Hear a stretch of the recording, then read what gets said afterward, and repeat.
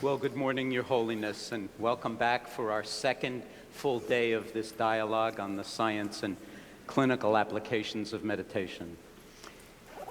I feel, and I think I speak for everybody here, that we're just incredibly moved that you have devoted this amount of time to our dialogues and our conversations.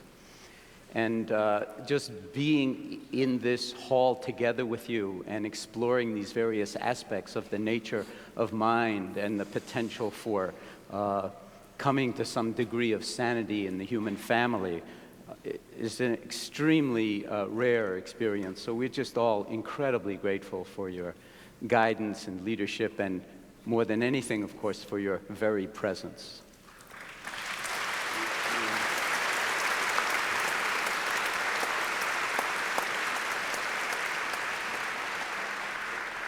And I also hope that you're feeling somewhat better today. And, you know, this is, I know, very stressful to be the Dalai Lama. And we all just admire tremendously your stamina in the service of this world, this sometimes so sorry world.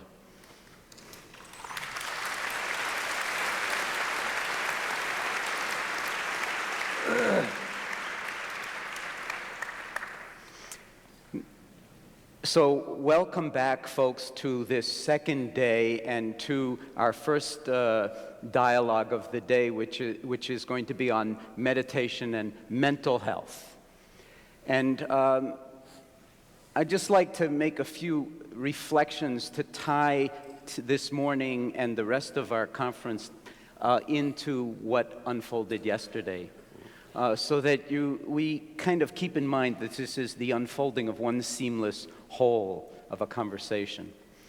I believe it was Ajahn Amaro, but I think Alan and Matthew also echoed it, that what we're really talking about when we're talking in some way about residing in a deeper understanding of the nature of mind and of the potential of our natural capacity for empathy and compassion. What we're really talking about is sanity, pure and simple. And the Einstein quote that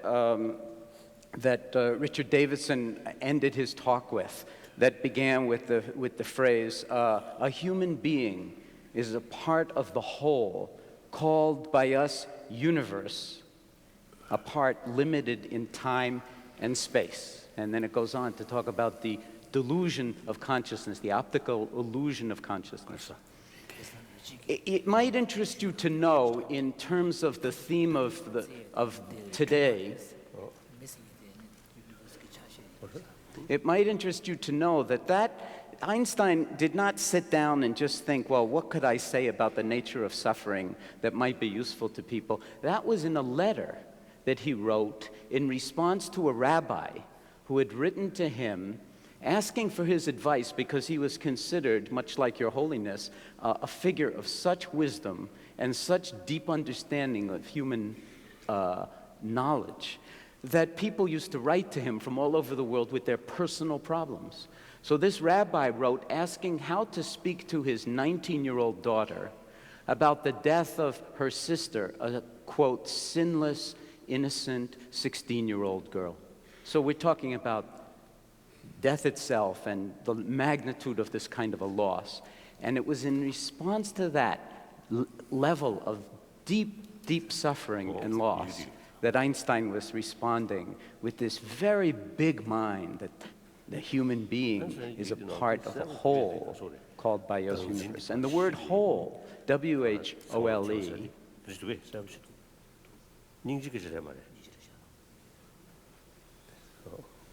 the word whole is related to the word health. And this, we're talking about mental health and healing, and also, and I think Father Thomas will recognize and be happy with this, holy, H-O-L-Y. So this is in some sense one piece. And so I just want to acknowledge, because we've spent so much time yesterday, and we will today even more, visiting what we are calling the human condition and suffering, and the one arrow and then the other arrow. And I just love the phrase adventitious suffering that Ajahn Amaro offered us. that we keep in mind, as was suggested yesterday, how profound and how deep that suffering is, and how difficult it is to liberate oneself from even that first arrow. I mean, that it's part of the human condition, and the levels of suffering that clinicians work with and that meditation teachers work with is sometimes, and that we all work with as having a body and being human, is sometimes just unspeakable. And one poet, Shihab Naomi Nye, speaks of it as when you see the size of the cloth, in other words, the full dimensionality of the human condition, of dukkha, the first noble truth. So that, I think, that atmosphere will inform our conversation this morning, to keep in mind the depth of the dukkha that comes in so many different forms in a human life, and the beauty of the calling of medicine and psychiatry and healthcare to try to work with people who have, in some sense, lost confidence in their own capacity for learning, growing, healing, or transformation, and moving into some realm that might be, once again, recognizing one's wholeness in spite of all the scars.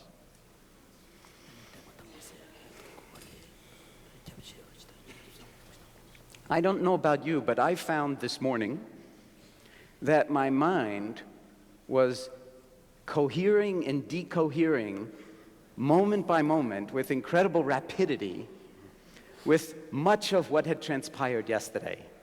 And I found that I could just watch it, and Wolf Singer's images of all of the different parts of the brain talking to each other on all of those different frequencies simultaneously to try to sort of, in the form of thinking, was just extraordinary.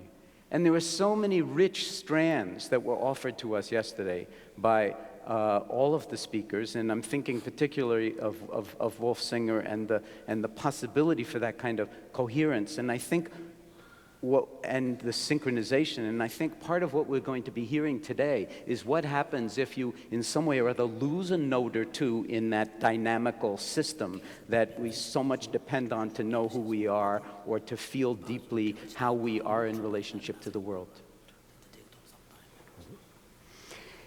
And I think that Robert Sapolsky, in his, remarkable talk about the rats and stress and ulcers,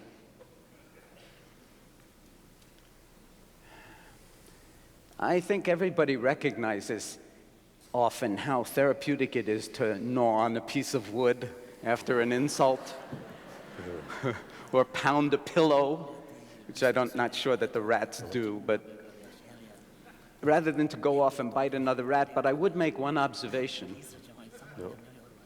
and that is that, and I'm sorry that Robert's not here to at some point ask him this question, but I don't think that there's ever been a case of a rat committing murder on another rat. Most species do not take their aggression to the level of killing, to the level of murder. However, our species, as Robert Sapolsky was suggesting, has really stretched the envelope here.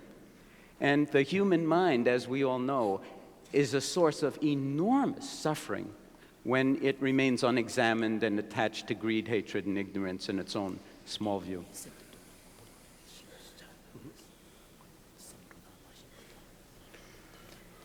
And so the beauty of that is that we are not rats. And we have the potential to find elements that are native to our humanity, awareness being one, what you might call hidden dimension, that we intend to explore this morning now in terms of its potential value in restoring us to wholeness in the face of mental afflictions, mental diseases.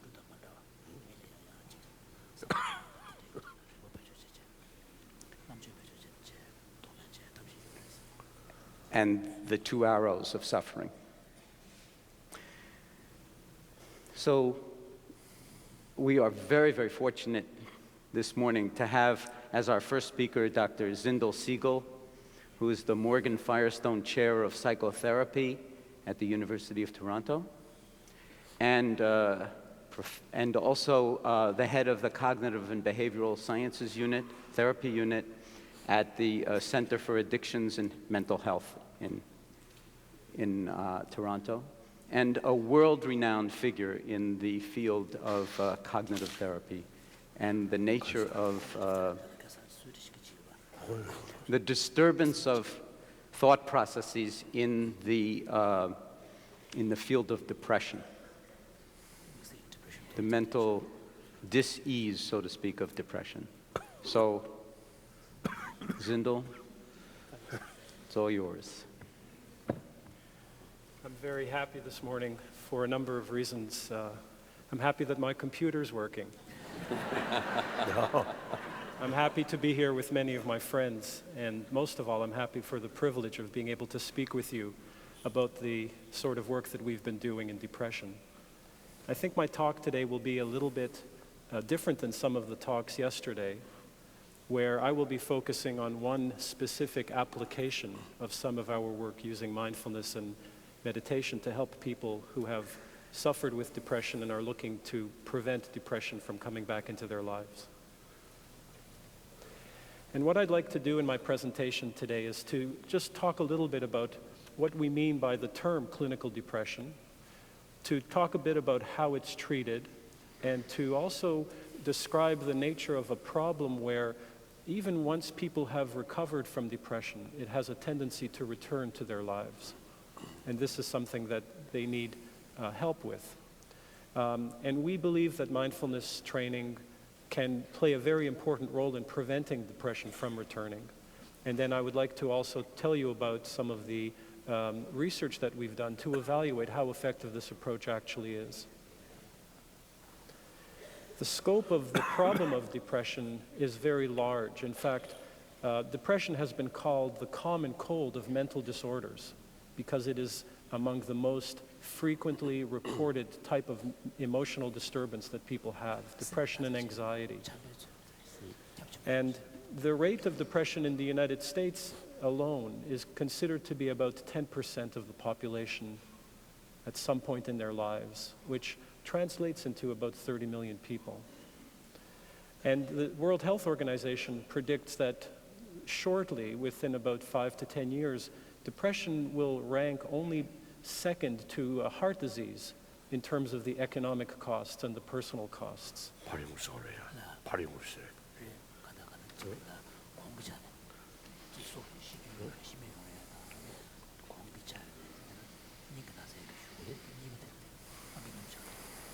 So it's a very big problem. It has a big impact on society.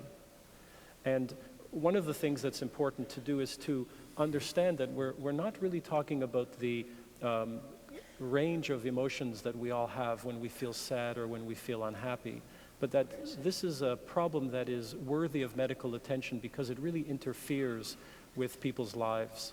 And when we diagnose depression or when we are able to recognize it, we are trying to see a number of different features that show up consistently. And some of those features are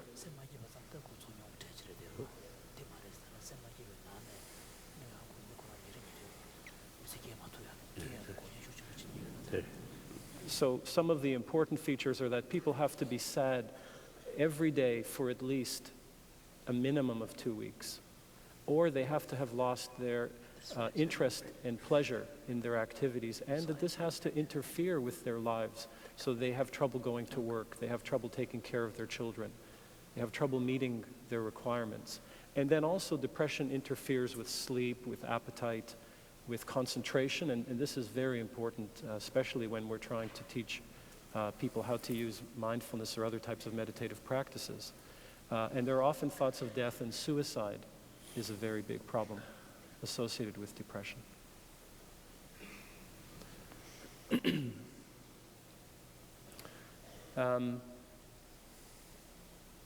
Well, I was happy because my computer was working, but now my happiness is starting to fade. Up one and then back, go back, yeah. Okay, there we go. Now I'm happy again. Yeah. So this really shows that depression has a kind of trajectory or a path to it, that people can find themselves becoming depressed, and that if they receive treatment, they can start to pull themselves out of the depression. And if that improvement is maintained, then they can recover. But even if they are well, there is still a very great risk that the symptoms may return. They may be well and fall back into a small episode of depression, or they may develop a new episode very quickly. And so it is almost as if it clings to them in some way, and the more often they've been depressed, the more likely it is that they will suffer again.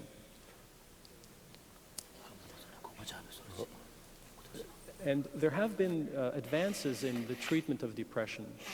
The most effective and widely used approach to treat depression is to give people medicine, antidepressant medication. Sure.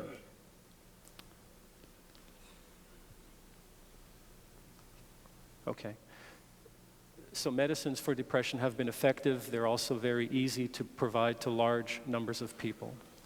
But there's also psychotherapy for depression, where people talk to someone else about their problems, and they learn through that process of talking ways of managing their emotions and regulating themselves to help pull themselves out of depression. Both of these are the most mainstream approaches that are used, and both of them are equally effective, which is good because it means that there's a variety of ways that people can help themselves. In this graph, it really, I think, illustrates the nature of the problem. This is a graph showing that for people who have been followed for 15 years, who started at this point when they were not depressed, even though people are feeling well, they continue to get ill if they've had depression. In general sense? No, it means that the illness returns. So let's say you've been able to stay well for 5 years, it doesn't mean that you're in the clear, because if you continue to follow people, those people might still get depressed again.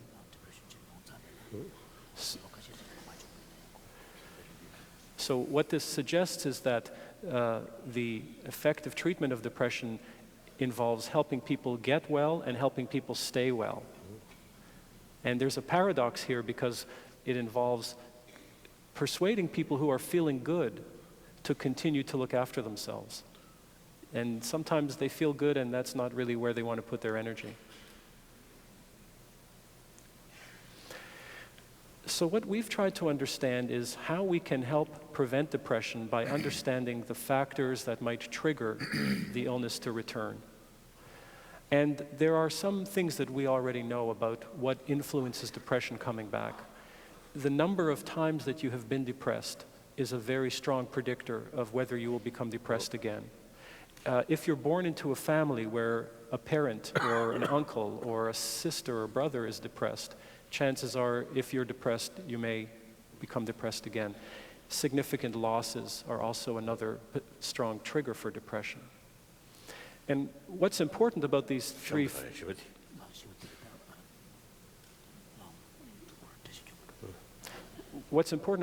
factors is that they're really beyond our control. The family that you're born into, losses, we can't really do much to schedule them or to avoid them.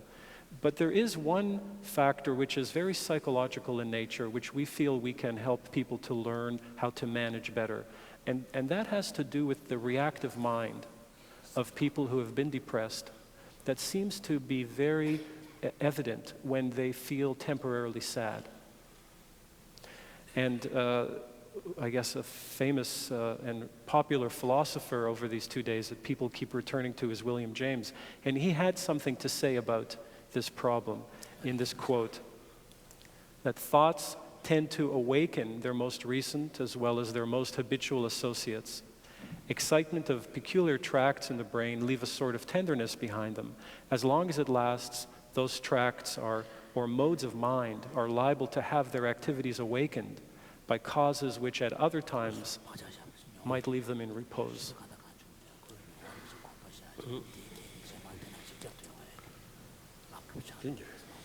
So the idea is possibly that once people have been depressed, it may not take very much to tilt them back into a way of thinking that resembles a depression, even if they're fine. And one of the ways of investigating this is to look at what happens when people are in the laboratory tested in 2 different mood states. How reactive is the mind? And what we find is that people who have never been depressed, if they're tested in a normal mood, or if we make them feel sad temporarily for 5 or 10 minutes, their level of depressive thinking doesn't really change. It even goes down a little bit. But if people have had an episode of depression and you make them feel temporarily sad, they are more likely to increase the nature of their thinking so that it resembles depressive thinking.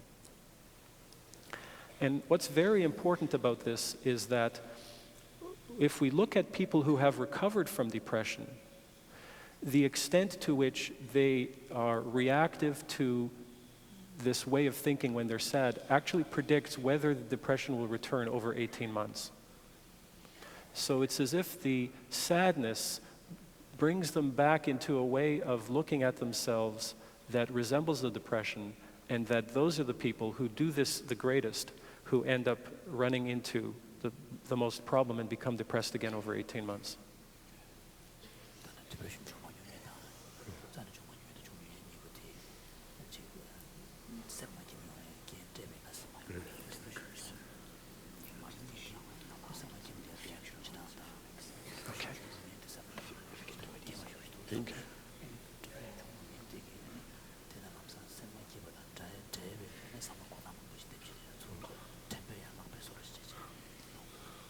So one way of understanding this is that if we could just eliminate sadness from these people's lives, they wouldn't get depressed again. But of course, that's not possible.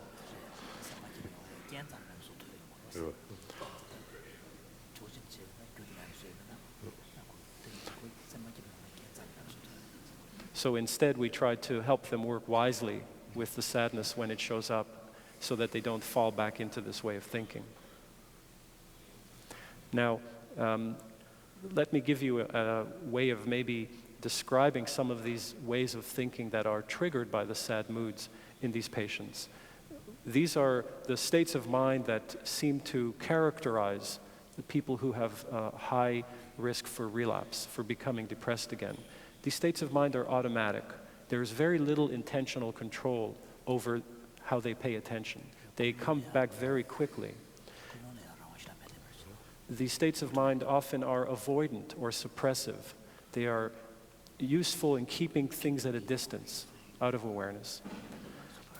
There is a lot of rumination, a lot of thinking. And there's a strong sense in which they are centered on the self, on me, on identity. And some of the ways that people actually start to think when they're sad are represented by some of these ideas or attitudes or assumptions. In order to be happy, I must be successful and wealthy. Admitting to your mistakes is a sign of weakness. If others could look to me for guidance, that would make me feel important. And so these ways of thinking, when people are sad, are giving them a plan for how to behave, what they think is important for them to put their energy, and at the same time, it also leaves them at risk for a reversal in these areas, leaving them feeling devastated or really very much lost. The way the mind also works with these thoughts is that when people re-experience sadness, they often ask themselves these questions over and over again. What does feeling this way, what does feeling sad say about me? Why is this sadness happening to me? How can I change this sadness? There's a big focus on the self, and this is an energy that is then used in order to understand this and taken away from other potentially more adaptive ways of acting.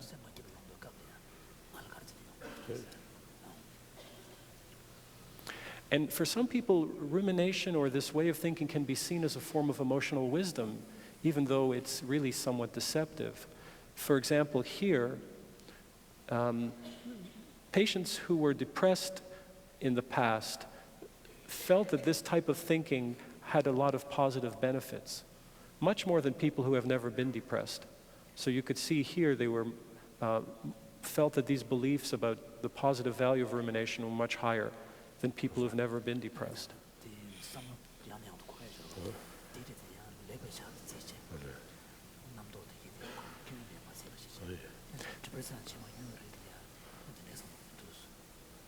The other thing is that when people use this type of strategy, they're actually less effective in solving problems.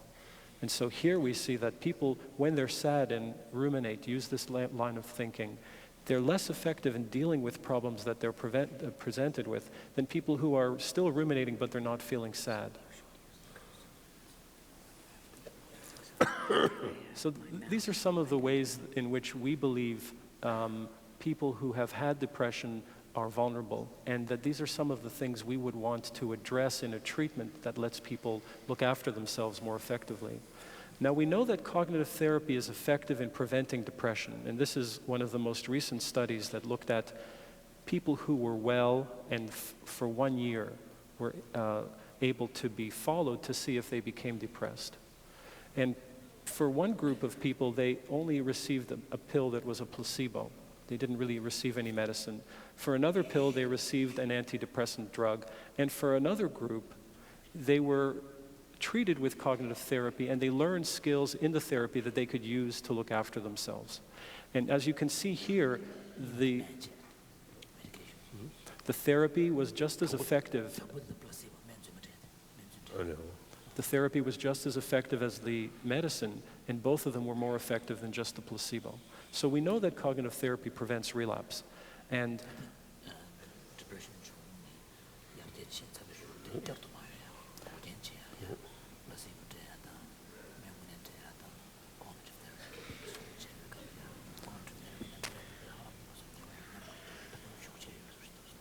one of the ways that it prevents relapse is to teach people how to identify the kinds of thoughts that they have and to evaluate whether they can change their degree of belief in these thoughts being true.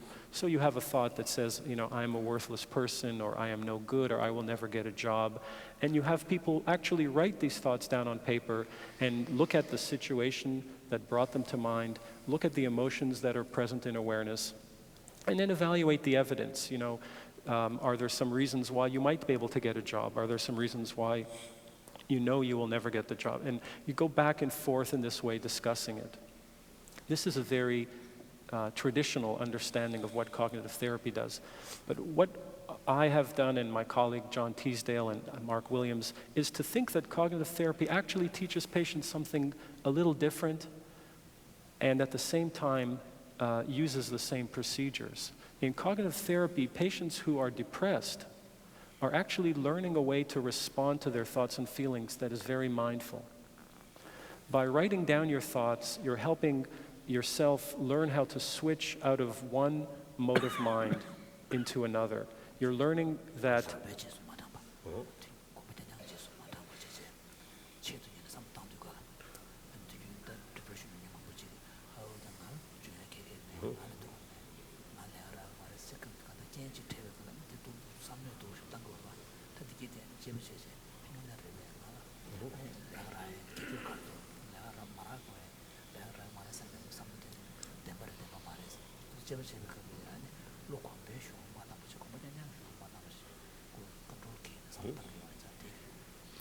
so you're learning how to work with thoughts and to start to consider that they're not necessarily true, or that they're not necessarily the self.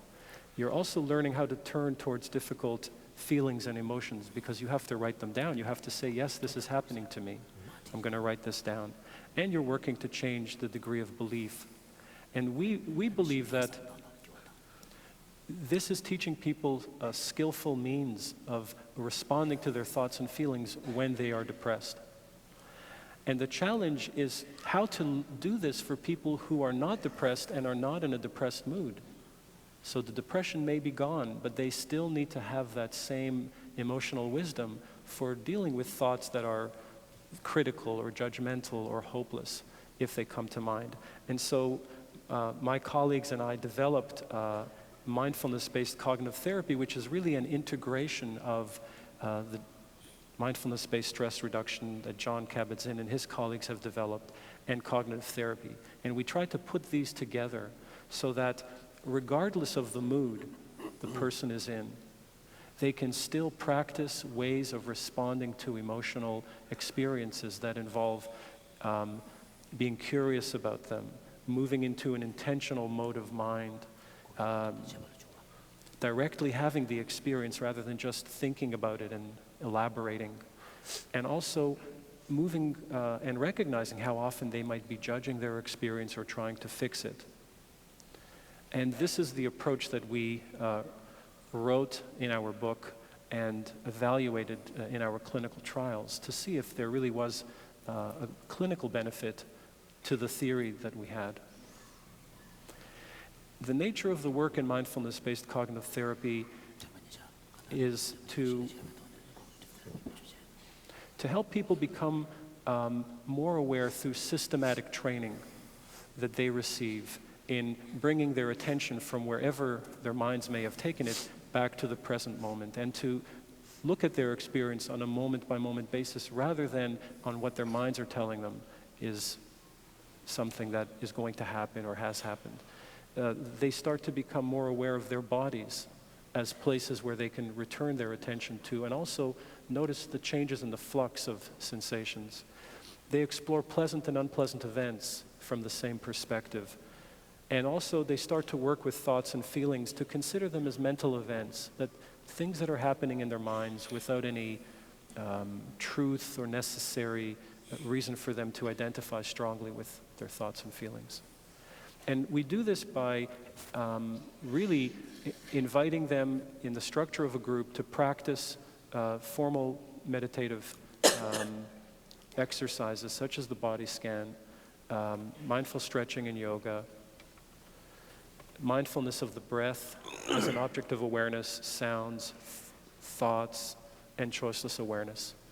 And then they practice these same mindfulness meditations at home with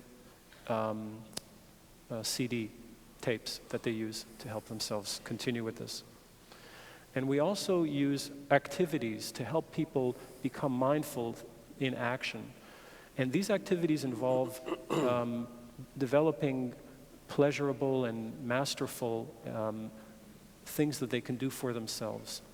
And also to use skillful action or skillful means to prepare for relapse. We are very clear that being in our program is not a guarantee that they won't get ill again, but that to face that as a possibility and to prepare and deal with it can go very far and may be limiting the effects of that. And also there's a continuous inquiry and dialogue into the symptoms and the micro experiences of depression that people might have, so that we can continually speak about how they can have a different relationship to these events than the one that their minds may initially seize on. And then we also have informal practices where we encourage people to use this work throughout the day, throughout their work day, leisure time, so that it becomes integrated. It's not a special thing they do on the weekends at home for 40 minutes. This is something that they can do every moment if they're aware enough. And then we went and evaluated whether this treatment actually had a benefit for these patients. And what we found in our first study was that patients who were taken off their medicine or who were not on medicine at the time, antidepressant medication, and received our treatment or were just receiving treatment as usual. This is TAU, is treatment as usual. They could receive any treatment that they usually received. The people who participated in our program reduced their risk of relapse by 50%. So in this slide here, 66% of the people in our group stayed well. 34% of the people in treatment as usual stayed well. But they were on medication as well? No, at the start, at this point of the study, nobody was on medication. They could come back to medication if they chose, but at this point, nobody was on medication. And at the end of the study, more people were protected, if you will, by the mindfulness-based cognitive therapy than treatment as usual. And even though people returned to, some people went back on medication at some point in the follow-up, More people in this group went on medication than people in this group. And the effects were most pronounced or most noticeable for people who had at least 3 episodes of depression or more. So the more recurrent type of depression. People who had been suffering for longer, in a way, had the most benefit from this treatment, which is interesting.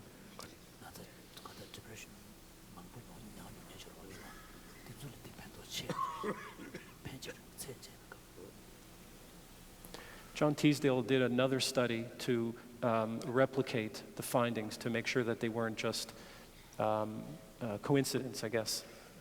A good coincidence, but coincidence nonetheless. And he found the same thing. He found that the people who were in our program received greater protection. 64% of them remained relapse-free, compared to the people, once again, in treatment as usual. Only 22% of them over 1 year were free of another depression.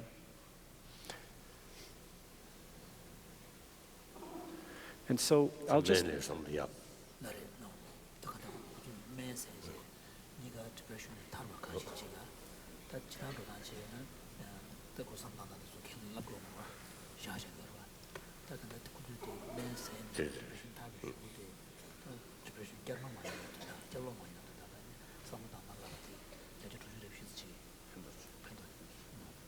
Okay, so I'll just summarize, and then I have 1 or 2 questions. That our approach was designed to reduce relapse by helping patients to learn how to disengage from a reactive mind that seems to be very triggered by their sad moods.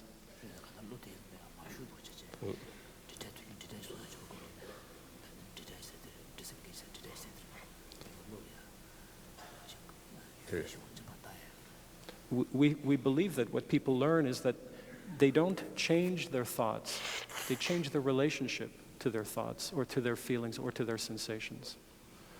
And that this approach is actually ideal for people who have recovered from depression because they don't have to be sad to practice it. They can practice it on anything because it's really the same relationship that you're trying to develop. And that the data that we've collected suggests that there's a 50% greater protection for people who have this approach to look after themselves. So I'll just end with maybe 2 questions that you can consider. One of them is that I really don't know very much about how depression is treated in Tibet, if it's a problem, if there's even a term for the word, and I've had some wonderful conversations suggesting that it may be seen in different ways.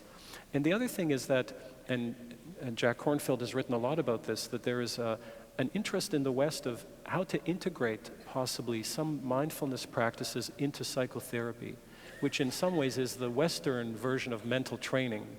That's only existed for 100 years, but it's our way of dealing with the mind.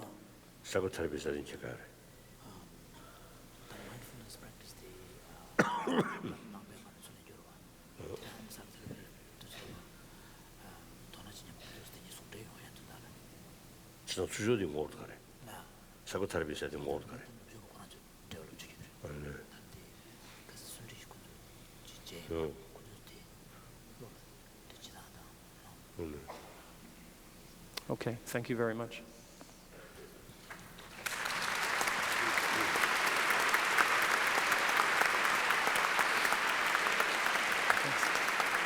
Beautiful. I should switch accounts.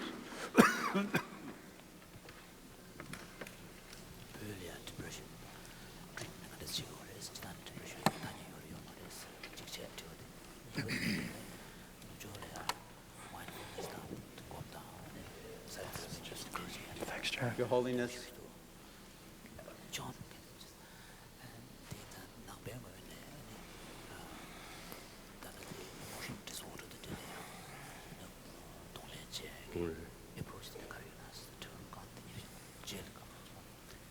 Your Holiness, I'd like to introduce our next speaker of the panel this morning, and that is Dr. Helen Mayberg, who is from Emory University, used to work with at Toronto, at the University of Toronto, but for the past 4 years has been at Emory University in Georgia. Helen is a neurologist and a neuroscientist, so a doctor who works with the nervous system and the brain, and also a neuroscientist with a very, very deep interest in depression. And my first meeting with Helen and her work was reading about her in the newspaper, I think the New York Times. And what she has done, in my mind, was so staggering, I almost fell off my chair when I was reading it. That was our first introduction. So we're very, very privileged to have Dr. Mayberg here. And Helen, it's all yours. I'm very, very pleased to be with you, and particularly with many of my colleagues who have inspired me to think about the brain and to try to understand depression as more than just a brain disease.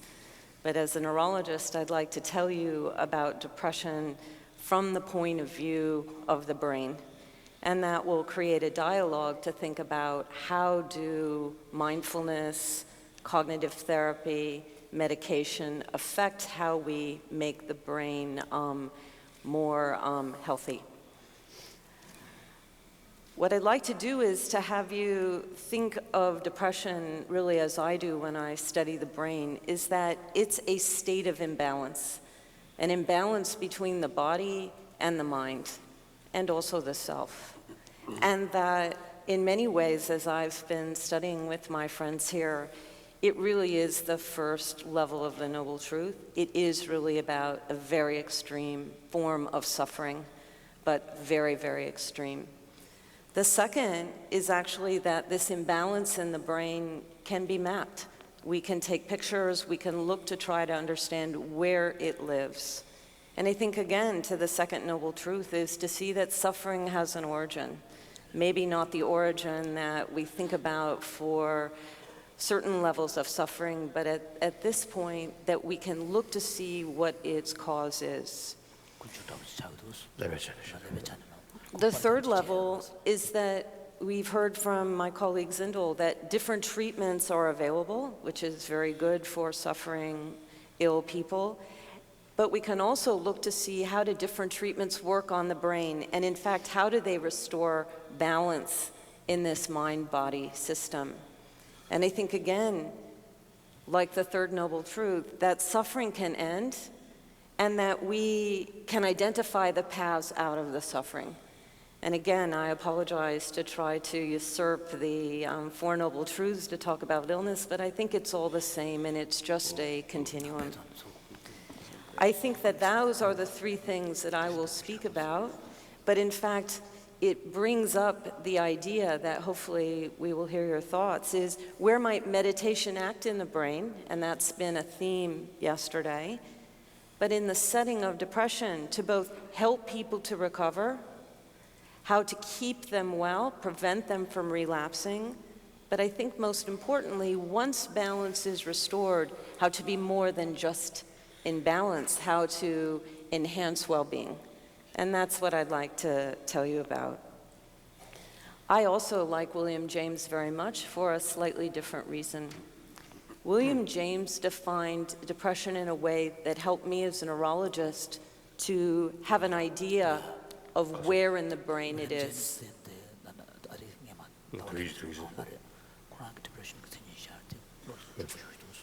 He described a positive and active anguish.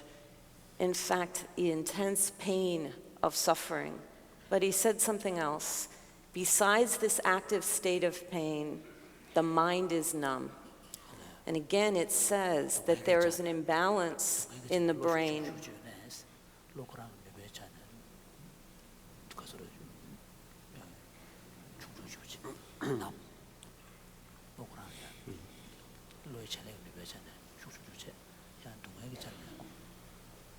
And in fact, trying to understand at the level of brain functioning what is going on when one is at the same time in intense psychic pain, the mind hurts, but at the same time the mind is numb. And how can that be, and can we study it? What I'll tell you about and the pictures that I will show are of PET scanning pictures of the brain. We've seen brain pictures yesterday, just to help you to appreciate what I'll show you. is we can take patients who are ill, we can take a number of them, we can scan their brains, and we can sum them up to to evaluate the brains of many people as one, and then compare people when they're sick to after we treat them to see how the brain changes. And we can do it in the computer, and we can take the pictures, and we point to spots. I think importantly, and I know that you heard this briefly at Stanford on Saturday, so I have sort of a little preview for you. One of the first things to understand is where is suffering? Not just where is depression as an extreme, but where is the state of sadness? And the way that we approach this is, as we all know, to have a sad past experience, to relive it, to feel it, and then to actually take the picture of not the thinking of being sad, but the state of the pain, to re-experience the suffering. Where in the brain is that? What happens to the brain when one feels that pain? And what we see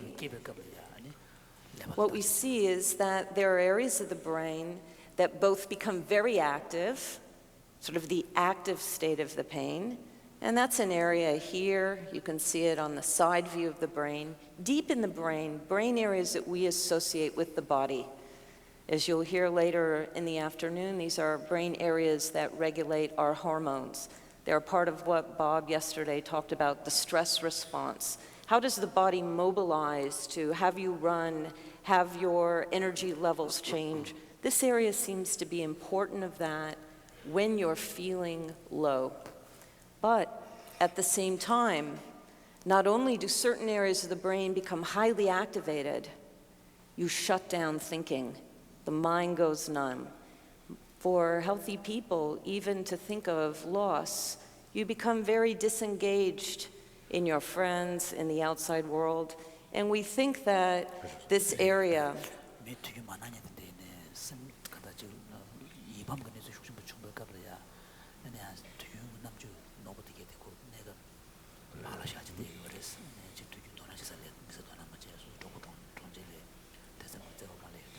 So we see in the brain over 5 minutes of thinking of something sad that certain parts of the brain turn highly on.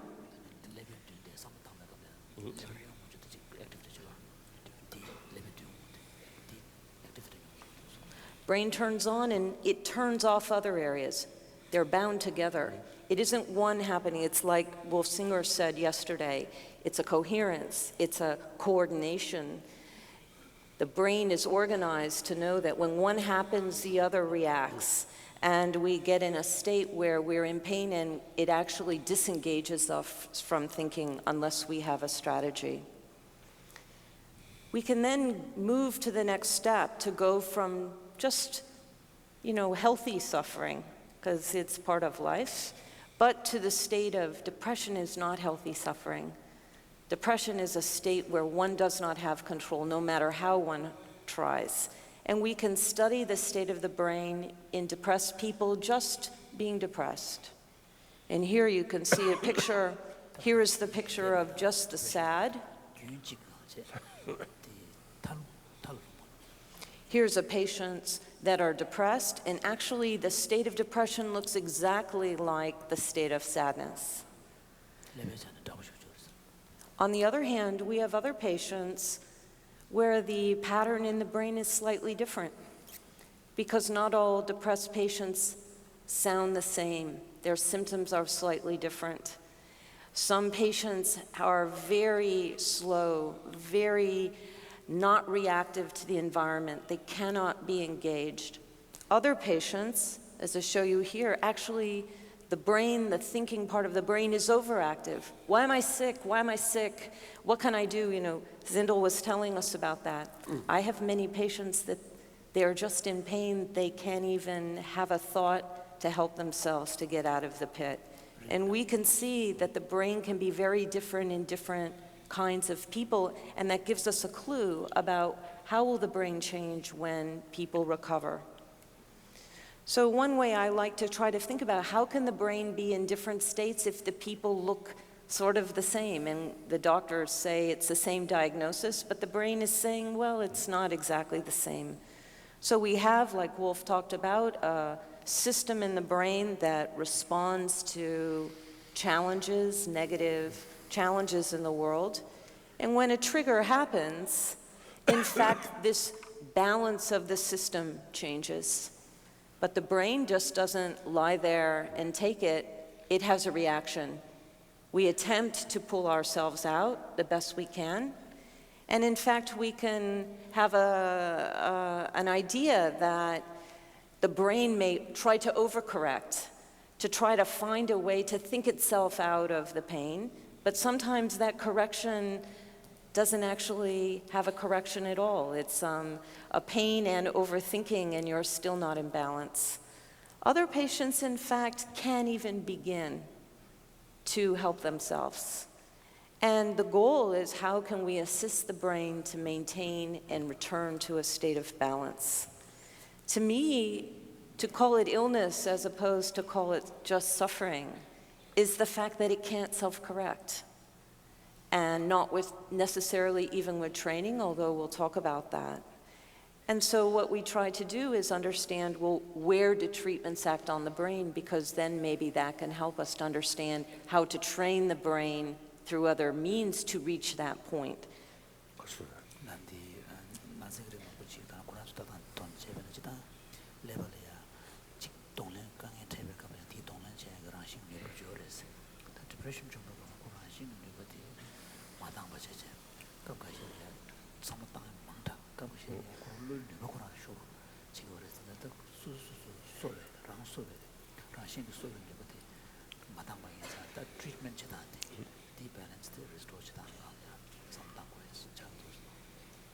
So I show you two examples now of two ways that we can, with standard treatments for depression, change the brain.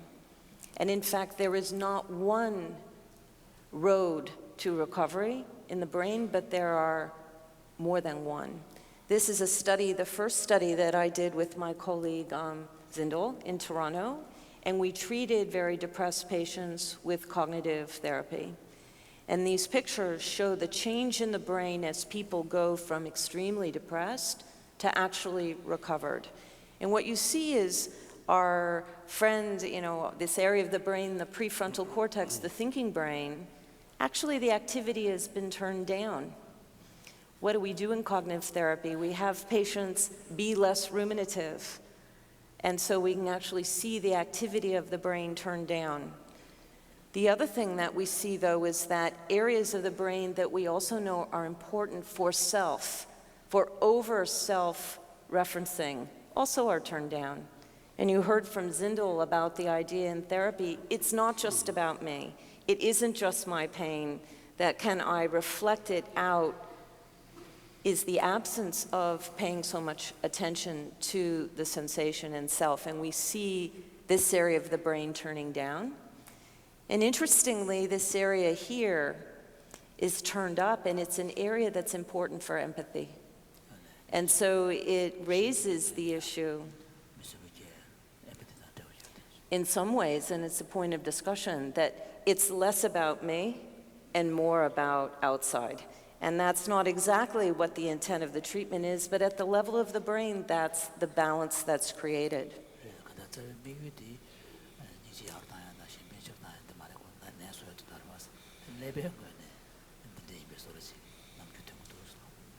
Now with medication, it's a different story. Medication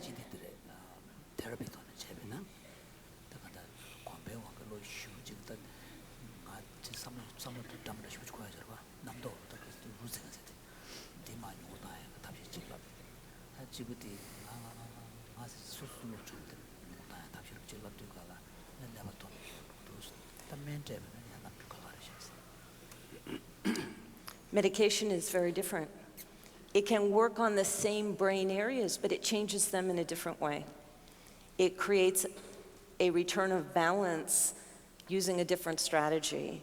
So instead, what we see is certain areas of the brain, particularly the area that we saw with the intense sadness, turns down. And it releases the mind, the thinking brain, and the frontal cortex turns up. So in fact, with cognitive therapy, it uniquely targets area of the brain important for self-awareness, insight, attention to others in many ways. Less about self, more about the outside world. Whereas with drug, it's about, like Bob talked about yesterday, the stress response, the body state. We actually turn down the body state of suffering. And in turn, the mind is returned to balance.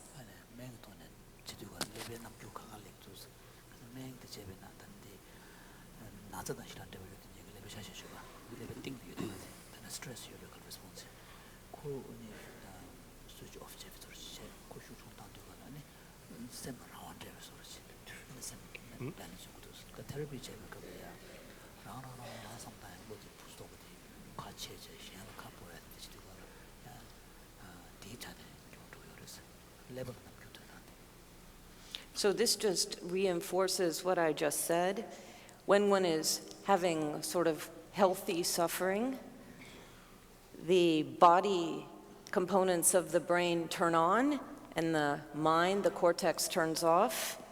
And with medication, as you recover, the exact inverse. The body state turns down, and the mind is freed. The numbness is gone. And we can see at the level of these scans how this balance is going in one direction and then the other, because these regions are highly connected. And whether we study it this way much more simply, or we listen to Wolf Singer talk about this very elaborate dance of all these different brain regions, we've got the brain areas that provide the substrate for how emotion and thinking get interlocked. Now, I'd like to tell you about something, and again, I mentioned it to you at Stanford.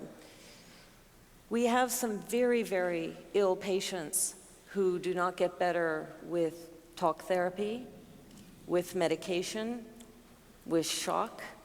They have tried every available treatment known of all physicians. And I describe how one patient describes his state of perpetual illness, locked in, a gnawing agony in the pit of my stomach, a painful self-loathing, a self-hatred that is so intense that it consumes all of his energy, making it impossible to pay attention to anything else. All of his depression is here, to the point that he holds his stomach and his mind is blank. Intense physical pain as well. Yes, but it's a mental pain, but to him it lives here. And very interesting, there is no problem with his stomach. There is no problem with his heart. For many patients,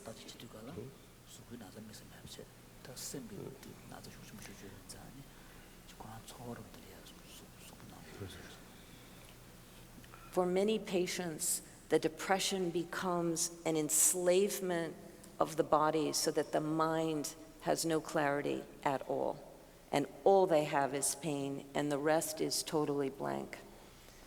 We have a group of these very, very sick patients, and we've done something quite radical.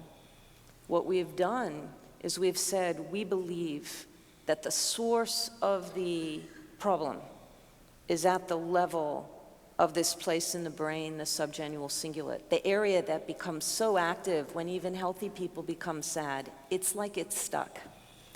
And we make a small hole in the skull.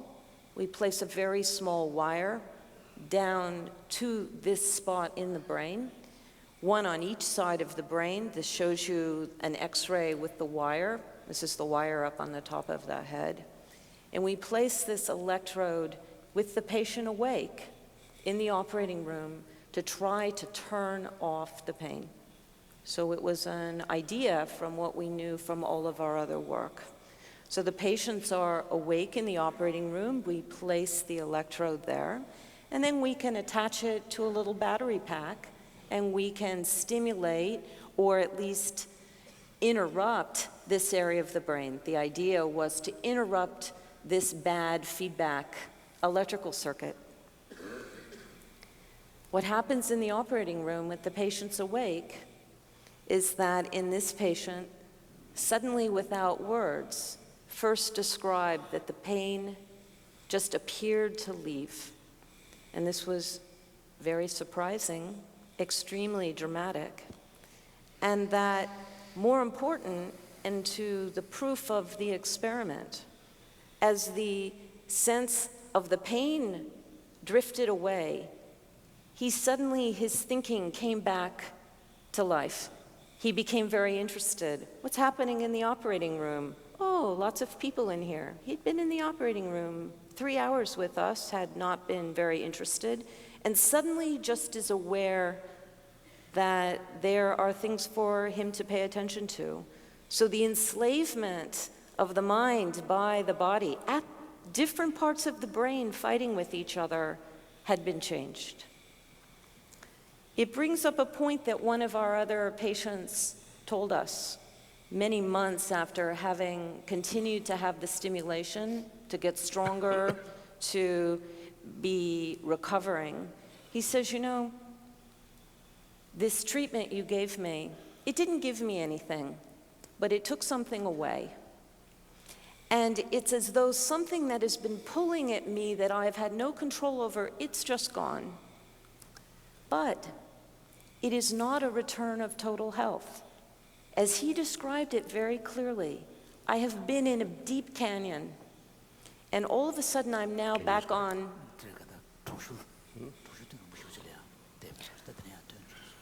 I'm now back on a ledge, but I have many, many more miles to go until I get to the top.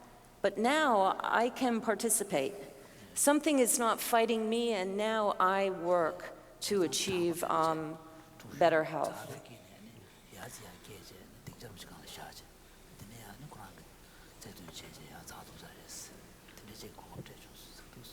So like Dr. Singer yesterday, we try to take these brain regions that we identify with the pictures.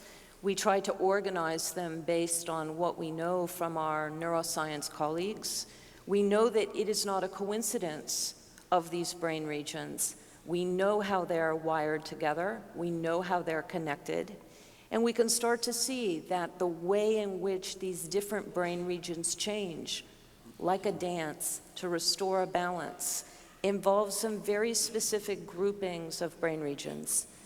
We have those brain regions that seem to control the state of the body.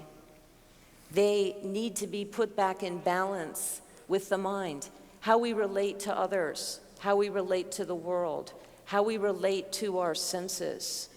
But very importantly, not just about body and mind, but about self. Self-awareness, insight, that it isn't just about your body and senses, but it's about how they are brought together to have self-awareness, and that different treatments work on different combinations.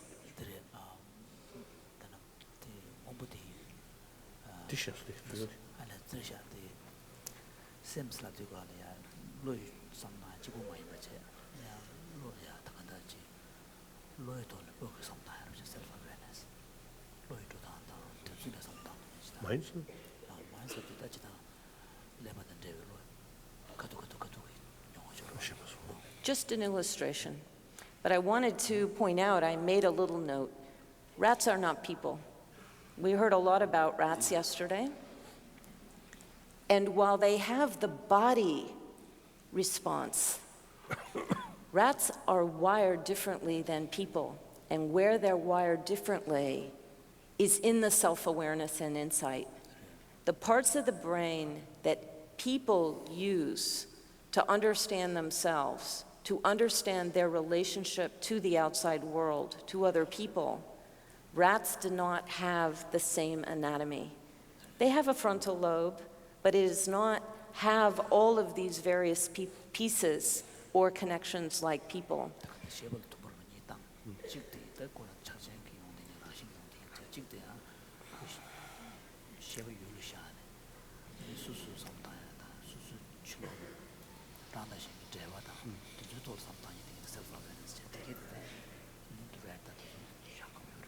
So it's an opportunity to understand what makes us human, what gives us capacity for compassion as part of the road to healing.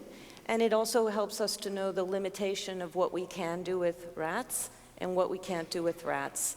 And they serve a very useful purpose to understand many things, but not all things. I close with this, back to this idea to engage you in thinking about where does mindfulness fit in. We have our system of the brain, our little chart, and we have a challenge. I won't call it distressor. It's a challenge.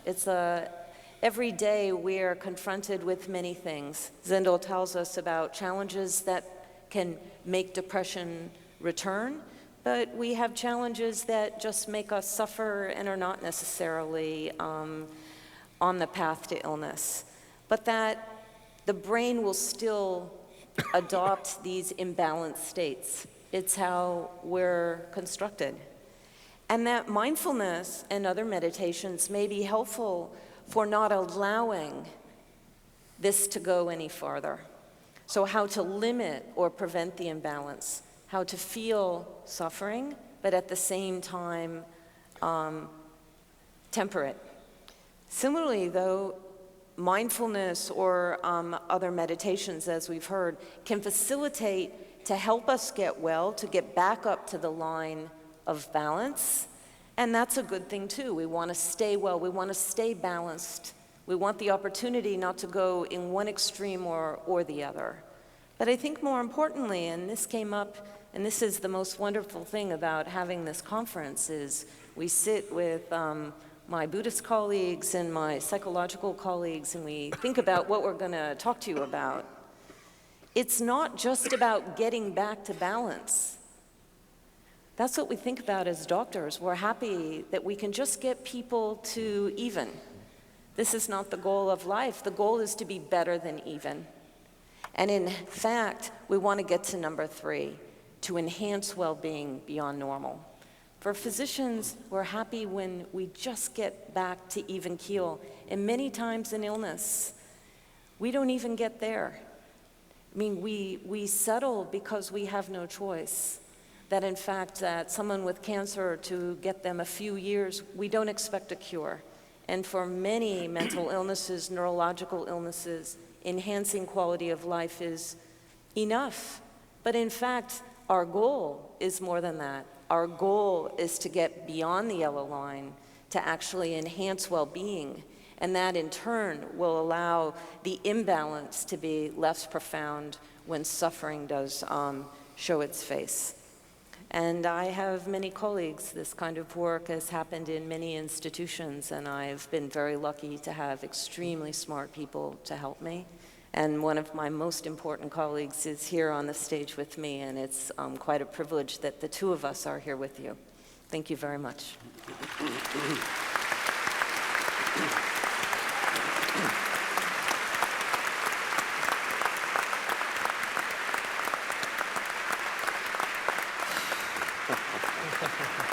Fabulous. She is so great. She is. Wonderful.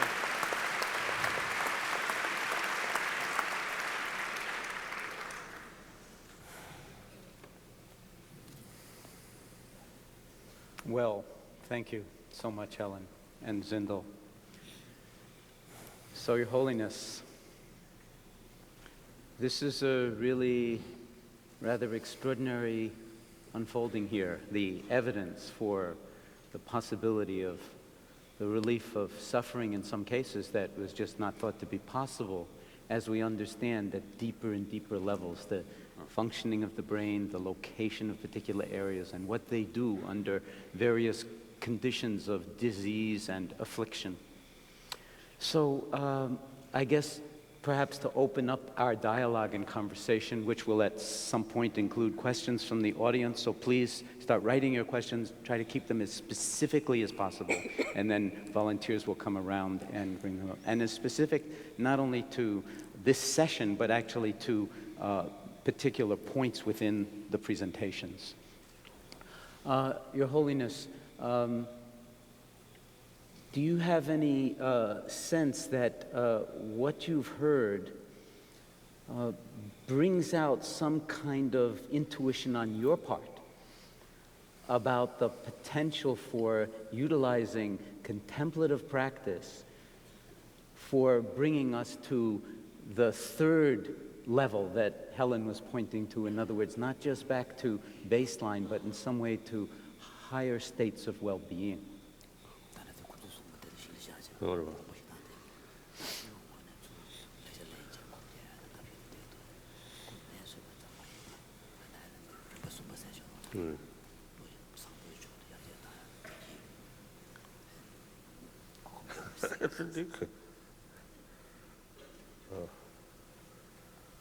낭주 타버트야로 다들 낭주 타버트야 돼 낭주 나서 타야겠다 그래서 저한테 괜찮아.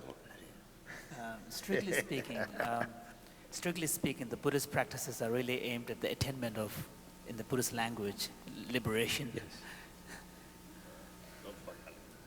No.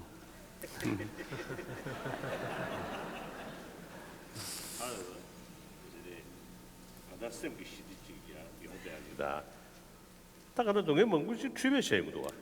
다른 사람 샤다. 저자가 낭주기 취배셔야 시대고 뭐. 저 근데 인도 그 샤라. 아니 취배 때문에 리미도 요도 됐어요. 그때 맞잖아. The way in which I see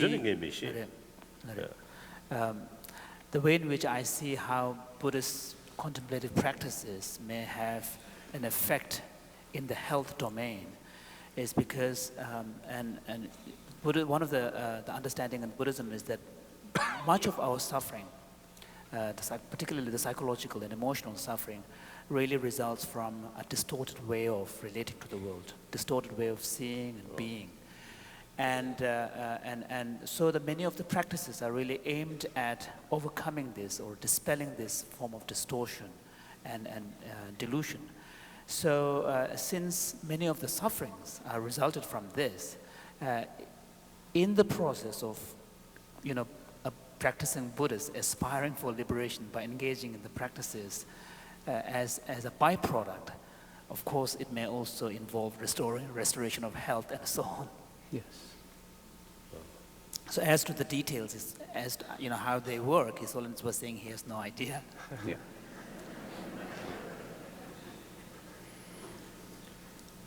Alan, you want to add something? Nope. Well, in that case, why don't we begin the dialogue this morning by inviting some comments from Dr. Jon Segal from Cambridge University. Teasdale. I'm sorry, what am I saying? Dr. Jon Teasdale, excuse me, I must be nervous. As long as you're mindful. Dr. Jon Teasdale from Cambridge University in the United Kingdom, who is a close colleague of Zindel Segal's. And just to say that it's a delight to have you here, Jon. Jon is one of the world experts in cognitive modelings for rumination and depression and affective disorders, and a close friend, and just a delight to have you here.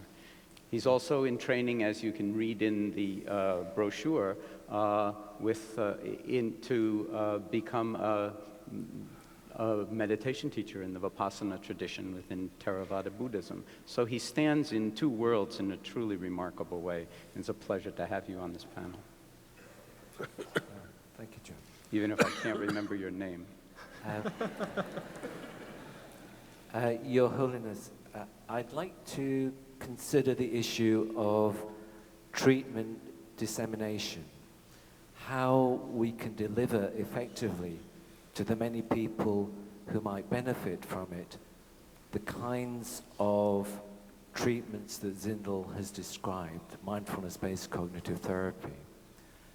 The challenge is really this, that the clinical trials that we've done show that mindfulness-based cognitive therapy can be very helpful to people, but in delivering it to the potentially millions of people who might benefit, there is a real issue about how we preserve the effectiveness of the treatment, how we preserve its integrity.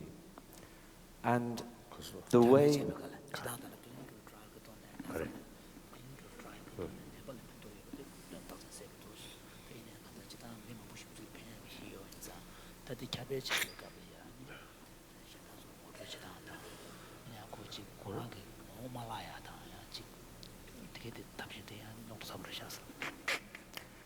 And the way that we might respond to this challenge will very much reflect our understanding of what we think was going on in mindfulness-based cognitive therapy to achieve the benefits it demonstrates.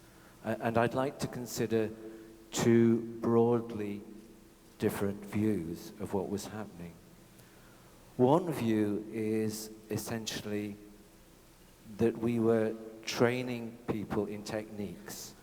We were giving them a set of skills to regulate their attention, to focus it in a particular way, to sustain that focus, and then how they might disengage the focus from unhelpful topics such as ruminative thinking and refocus it on more neutral topics like the breath or body sensations. So one view would be very much a skills training, technique-focused view.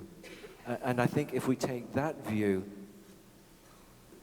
there may not be too many difficulties in spreading these approaches. You know, that it's a relatively straightforward task and we can make use of CDs and the other supports that are available.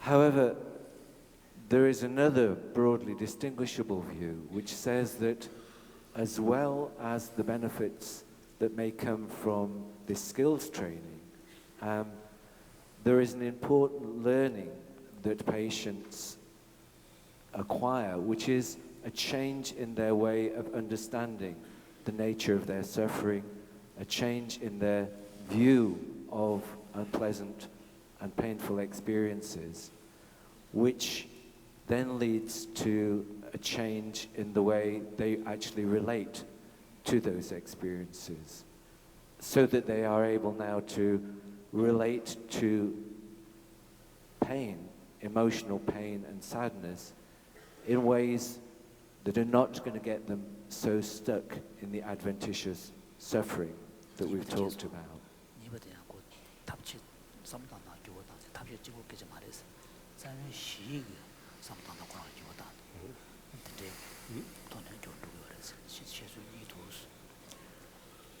And from this perspective, the role of meditation within the total program is more than simply training attention regulation skills. It's actually a way of embodying and exploring this different view and way of relating. Now,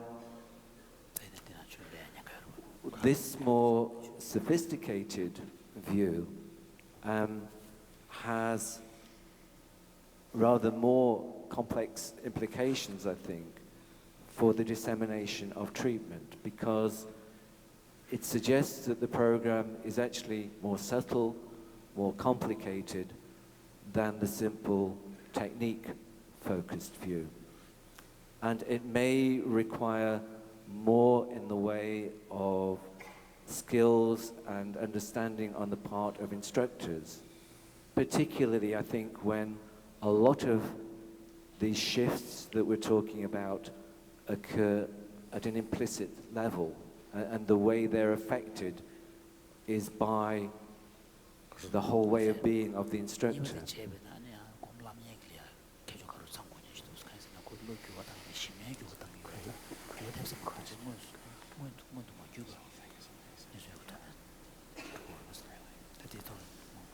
So obviously, each of us probably has our own opinions as to which of these views may be the most accurate. But as we tell our patients, opinions and thoughts aren't facts. So that I think we need, if we really are taking seriously the issue of disseminating these treatments very widely, to try to get some more empirically based evidence onto which of these views is the most appropriate.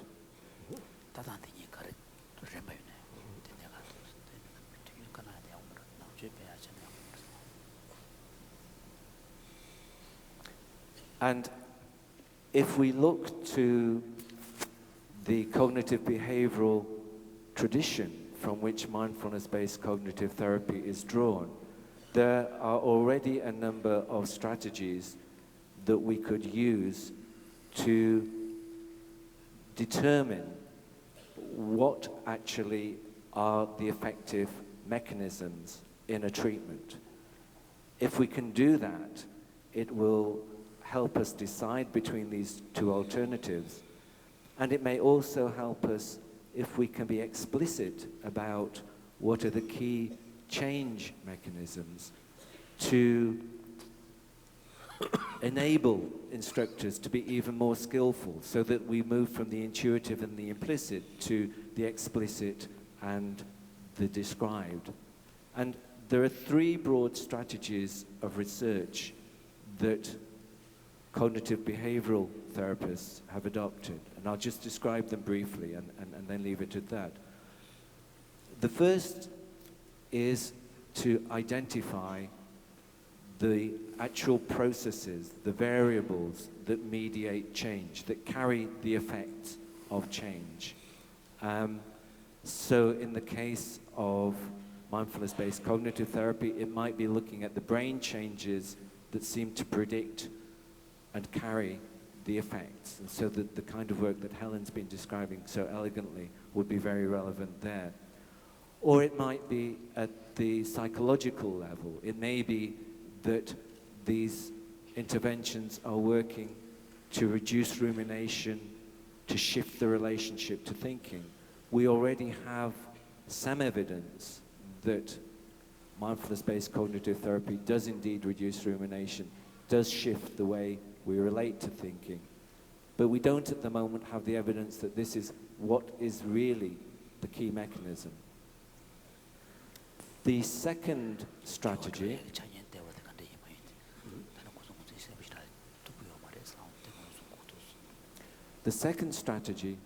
is what is called disassembly or component analysis. And essentially what we do here is begin to take a whole package apart. So we would take mindfulness-based cognitive therapy and we would compare it with, say, just the skills training component of it, so that we could work out whether, if we just strip down the complex package to something that was no more than just the techniques, just the skills training in attention regulation, whether we would still get the same effects. And that would obviously be one way of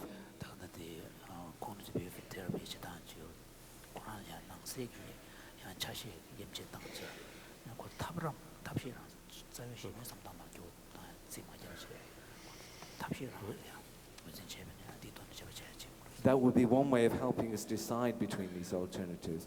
And the third strategy is potentially the most radical, which is that we say, okay, let's try to understand what is the effective ingredient in this complex package, much of which has come from traditional meditation procedures.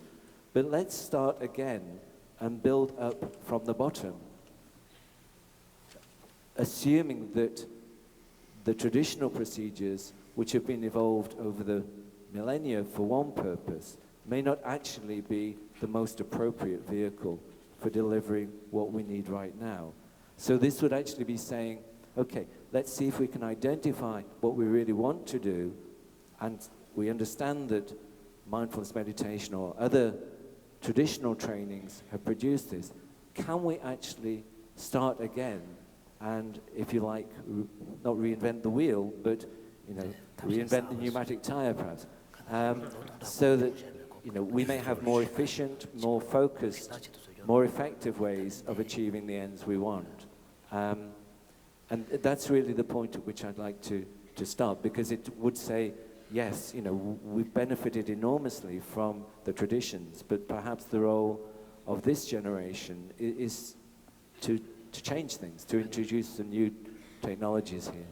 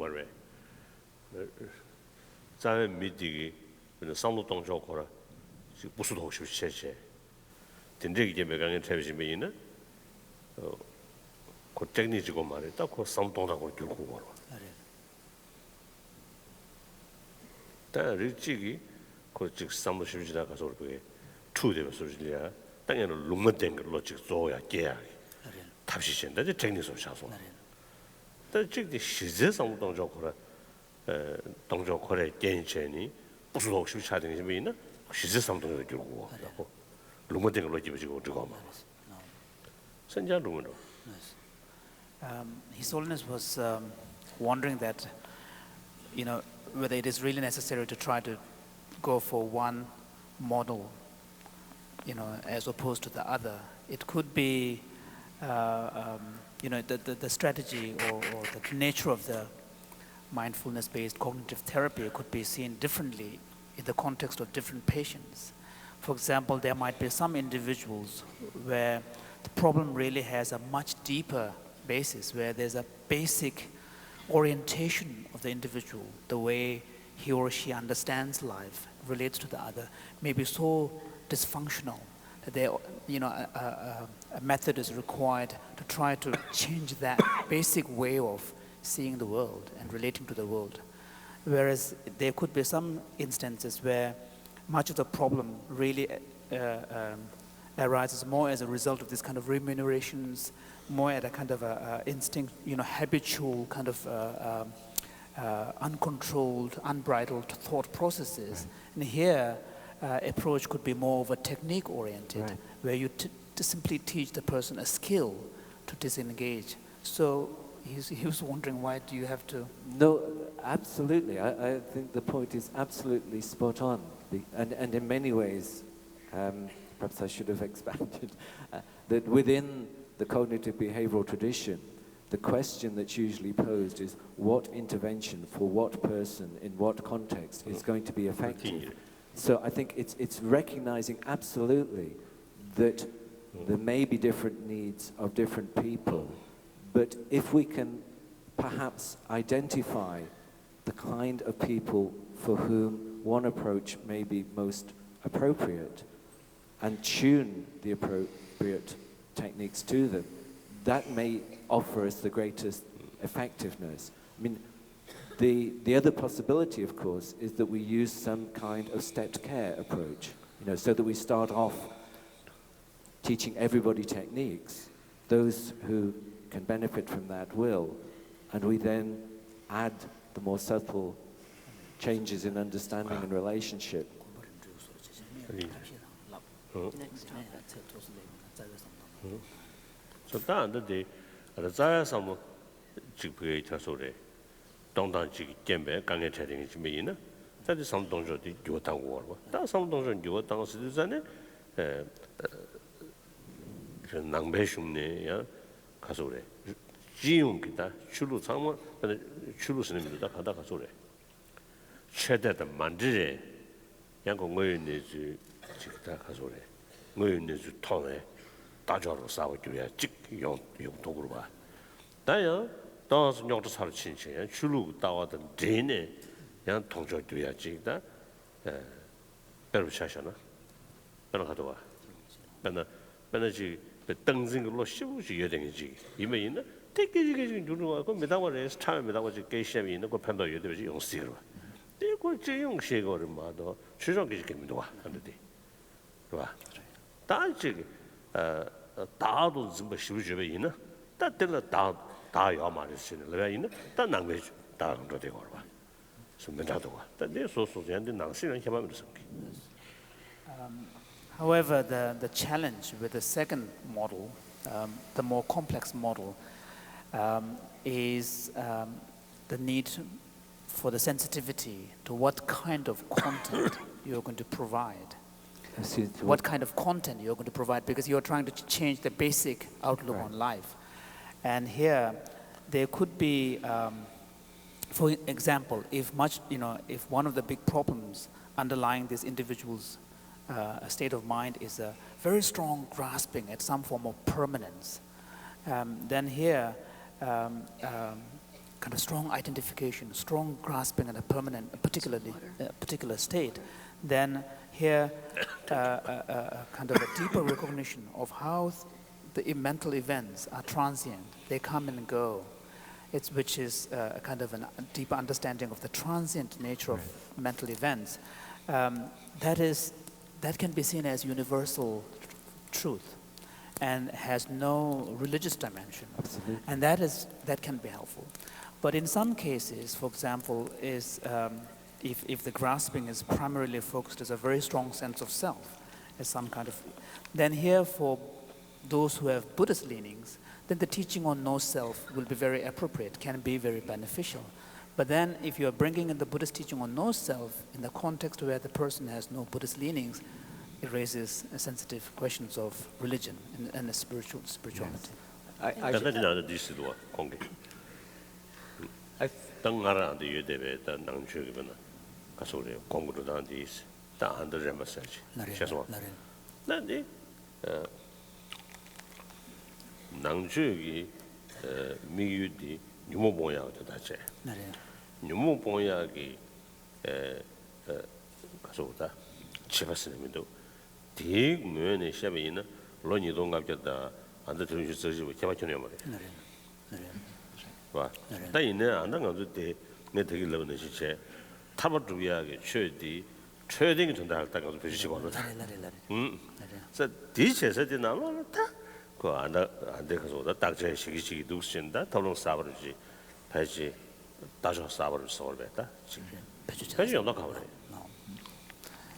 Your last question is a crucial one about whether or not there is the need to readapt the traditional teachings on meditation practices in today's context. Insofar as the primary purpose of the traditional Buddhist meditation practices are concerned, which is dealing with afflictions of the mind, the negative and destructive emotions and so on, overcoming anger, hostility, and so on. Insofar as that objective is concerned, the 2,000-year-old Buddhist meditation practices do not require any modification because the problem remains the same and the solution, the therapy remains the same. However, What did he say? Doesn't require any modification to dealing with the basic discussion. However, that is not the context of our discussion here. What we are trying to do here is to see among the traditional, age-old meditative practices, aspects which can be adopted into a domain of health. And here, based upon new findings, scientific and cognitive behavioral therapy, it is really worthwhile to see which elements of this practice can be more effective, can be adapted to the specific purpose of health. I think this might be a perfect point to expand the conversation to our other panelists. We've made a point of asking Western Dharma teachers in the different Buddhist traditions to be part of this, and we have two wonderful ones on the stage today that many people know. And Jan Chozen Bays is both a Zen teacher and also a pediatrician, so has training on the medical side and works with people with post-traumatic stress from childhood abuse of various kinds, so is very, very familiar with the domain of suffering expressed in terms of depression.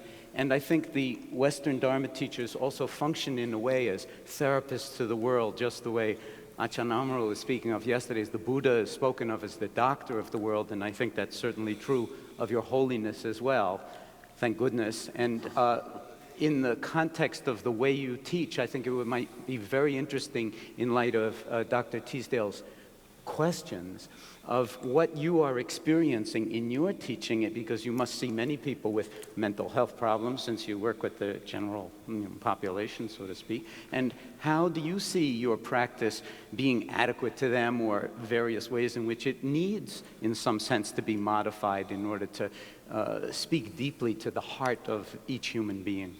So, Jan, perhaps you could open that conversation with a response. Your Holiness, I find that many people come to practice who are depressed, and they use retreats, long meditation retreats, as a way of self-medicating. So by the end of the retreat, they feel much better. But then when they go home, they relapse back into depression. And as a physician, if I see that people seem to be depressed, I will often recommend that they try medication. They feel self-critical about trying meditation, but I explain that it's like diabetes.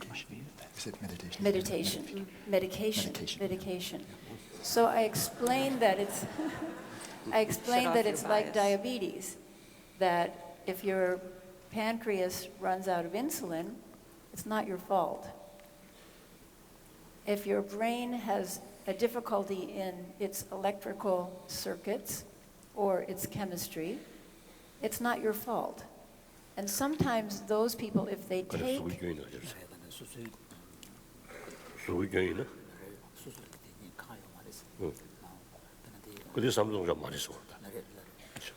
Sometimes those people, if they take medication, then they have enough energy to practice. They have some hope and some mental clarity. So this temporary relief of suffering through medication, can inspire them to begin to undertake the path to liberation. So I think this combined approach of medicine and meditation can be very good. And this is not, depression is not a new problem. In the Pali Canon, Mara comes and talks to the Buddha, and it's the voice of these, what we call the inner critic, the inner critical voices. So when the Buddha is lying down and relaxing after a long day of meditation, Mara comes and says, "You're being so lazy. Why aren't you working harder for liberation?" And the Buddha says, "Well, I'm lying down and meditating." And then the opposite, when the Buddha is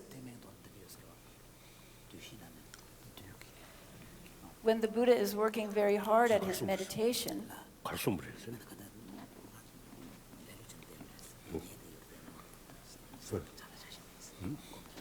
Mara comes to him when he's working very hard and says, "You're working too hard. You should relax. You should enjoy your life as it is." So these voices that are critical and disparaging and despairing inside a human being are very old, and the Buddha experienced them too. We have found that these critical voices we call them the inner critic, can be, in Buddhism, are called skeptical doubt. And they can be the destroyer of a person's spiritual practice. And we've also found that each religious tradition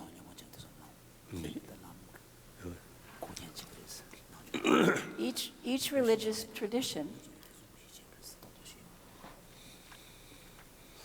has a different form of the inner critic. So the Catholic inner critic, as Father Keating may know, says you could be sinning and not even know it.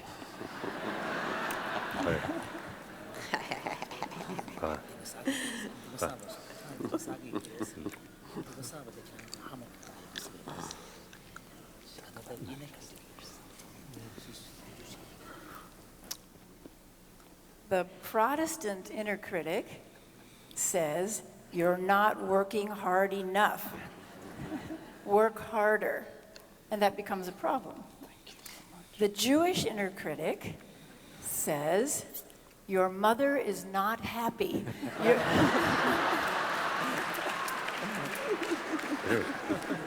You are doing something wrong.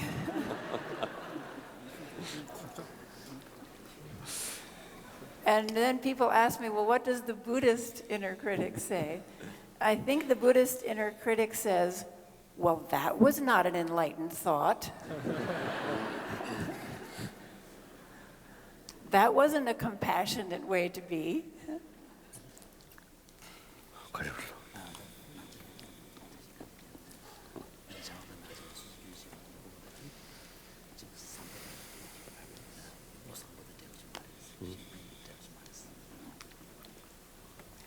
So we find it's very helpful to get some perspective on these energies that criticize, that self-criticize. But I see depression as people stuck in the first noble truth. So they're stuck in suffering and can't move on to the good news that there's relief from suffering.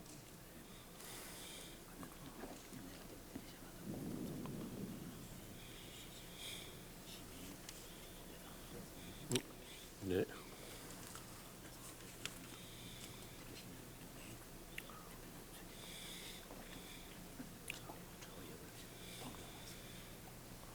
And the Buddha defined hell as physical and mental suffering with no hope of relief.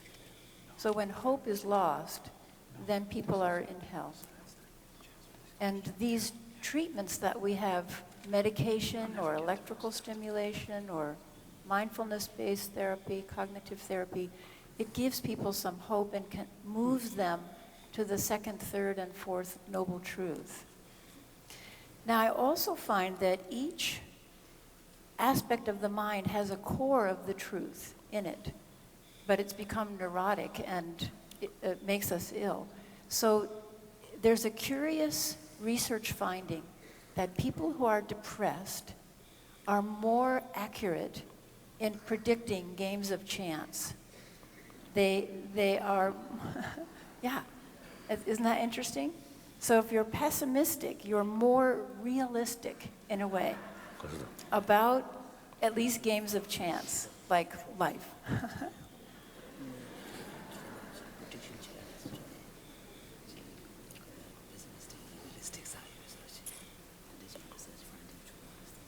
So to me, depression,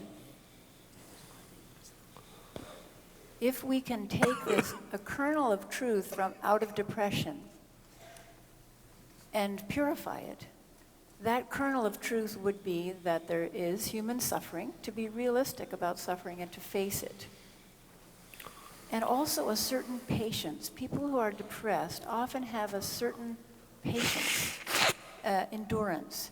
So if those two qualities of realism, in a way, and patience can be refined, they can be very helpful in practice.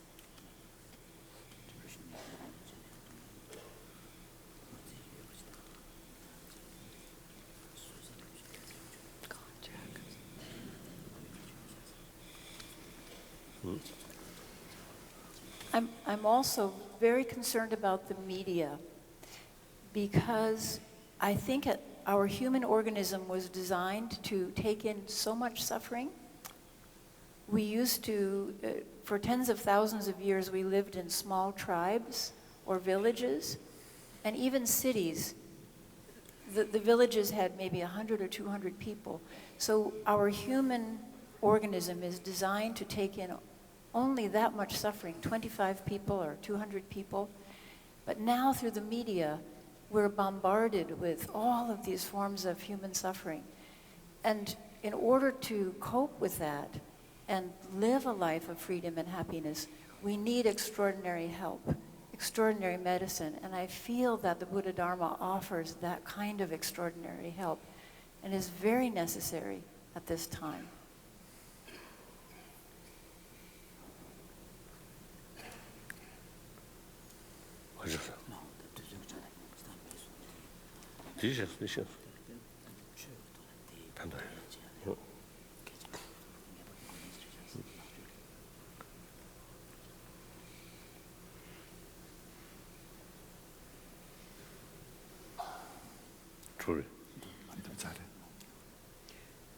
Perhaps we should hear from Jack Kornfield.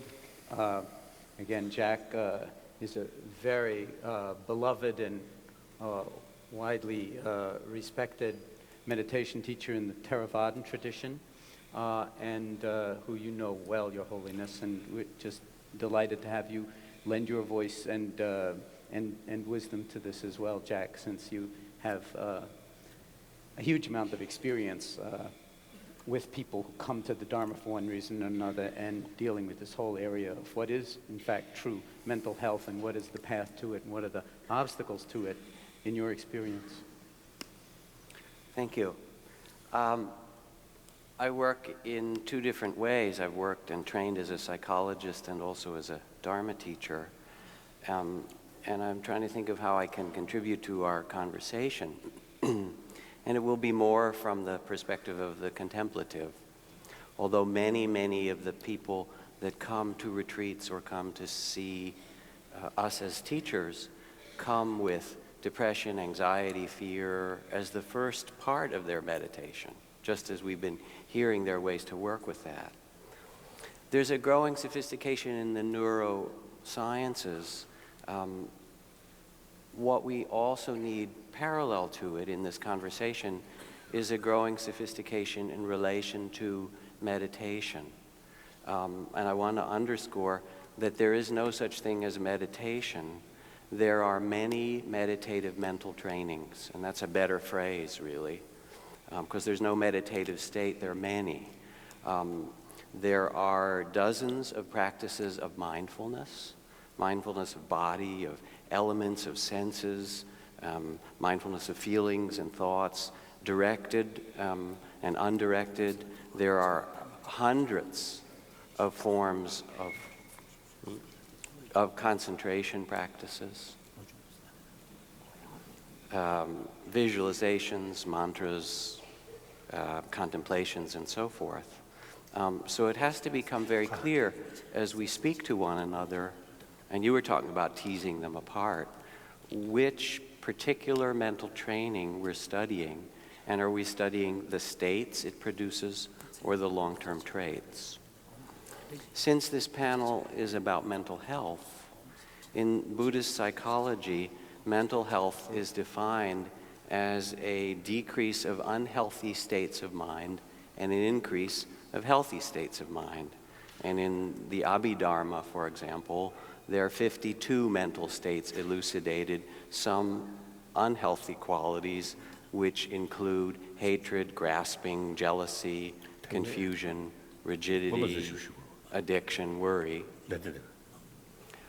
On the other side are the healthy qualities of the definition of human health, which include mindfulness as a key, flexibility, clarity, love, fearlessness, or ease. Okay. Maybe he knows all this stuff. He does know all this stuff. temper 给我的情况，完全temper 给我买的。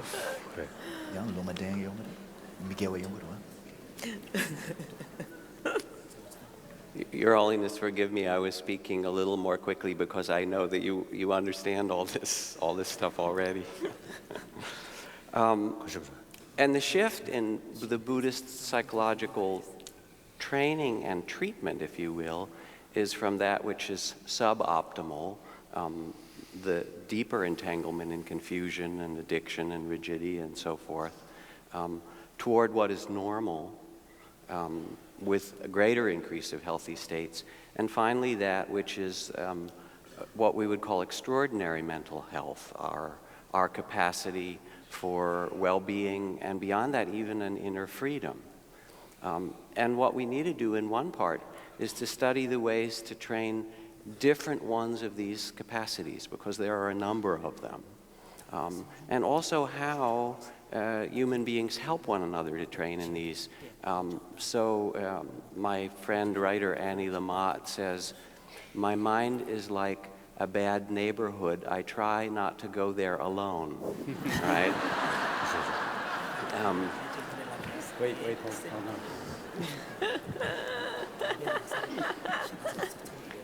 The answer to your question.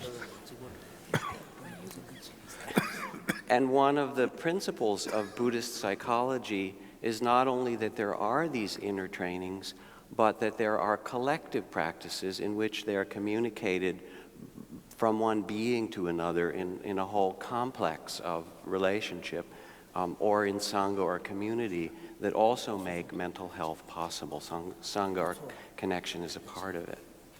Now I want to raise some questions that relate to the things that have been presented as a contemplative.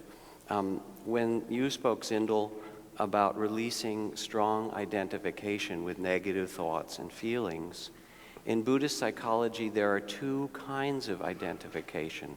One is taking an experience as self, my thoughts, my car, my country. The other is a social identification in the Abhidharma, which is a comparative one. I am better than or worse than, part of what Jan pointed to.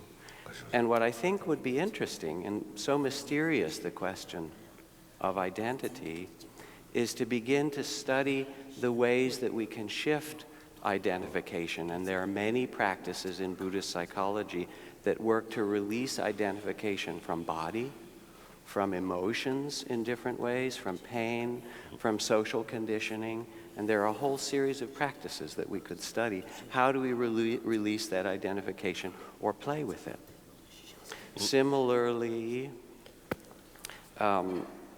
when we meet trauma, as you work with a great deal, and we've been talking about in depression often together with trauma and anxiety, what I've discovered in working with people and as part of Buddhist psychology is that there are 4 or 5 major dimensions that follow the foundations of mindfulness. That trauma and pathology are held in the dimension of the body. And so someone might come in and describe a depression or a difficulty or a trauma, and I might ask, how do you experience that in your body? And that attention will begin to release memories and emotions in a mindful way that gives them some relief. But sometimes the question needs to be, what are the feelings and how are you working with vulnerability or grief or the fear that comes, and how can that be shifted? The second foundation of mindfulness. Sometimes it's the cognitive thought process. Sometimes it's the relationship to the process itself, contraction, release, identification, belief.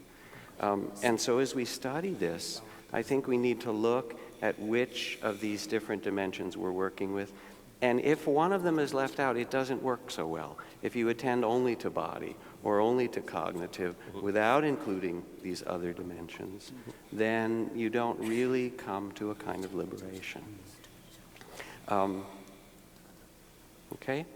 And then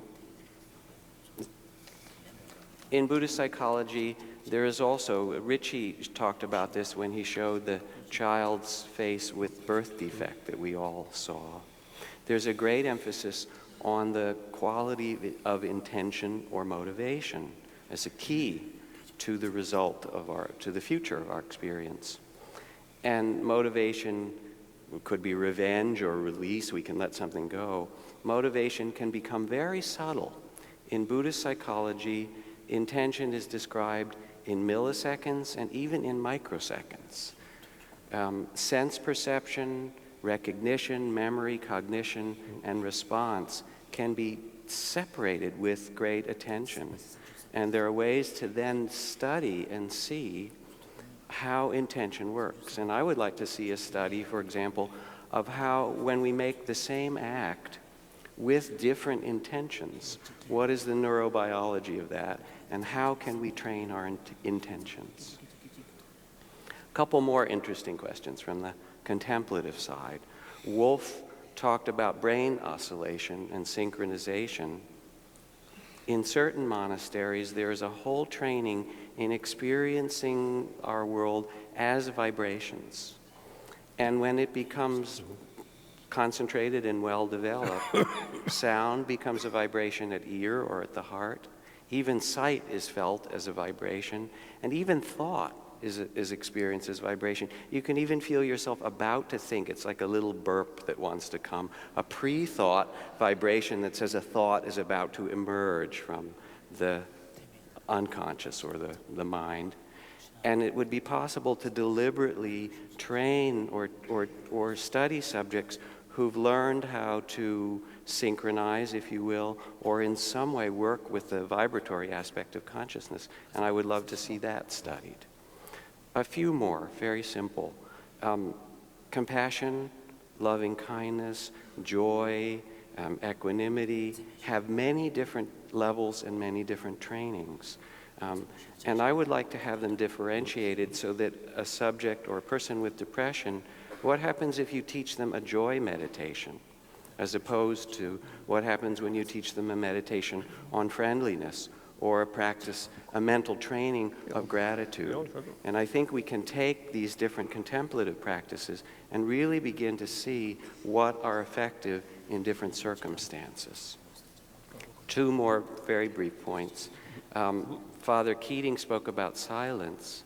In the Buddhist tradition, one of my teachers described 21 levels of silence, which include silence of darkness, luminous silence, where the body or space becomes filled with light, silence with or without content.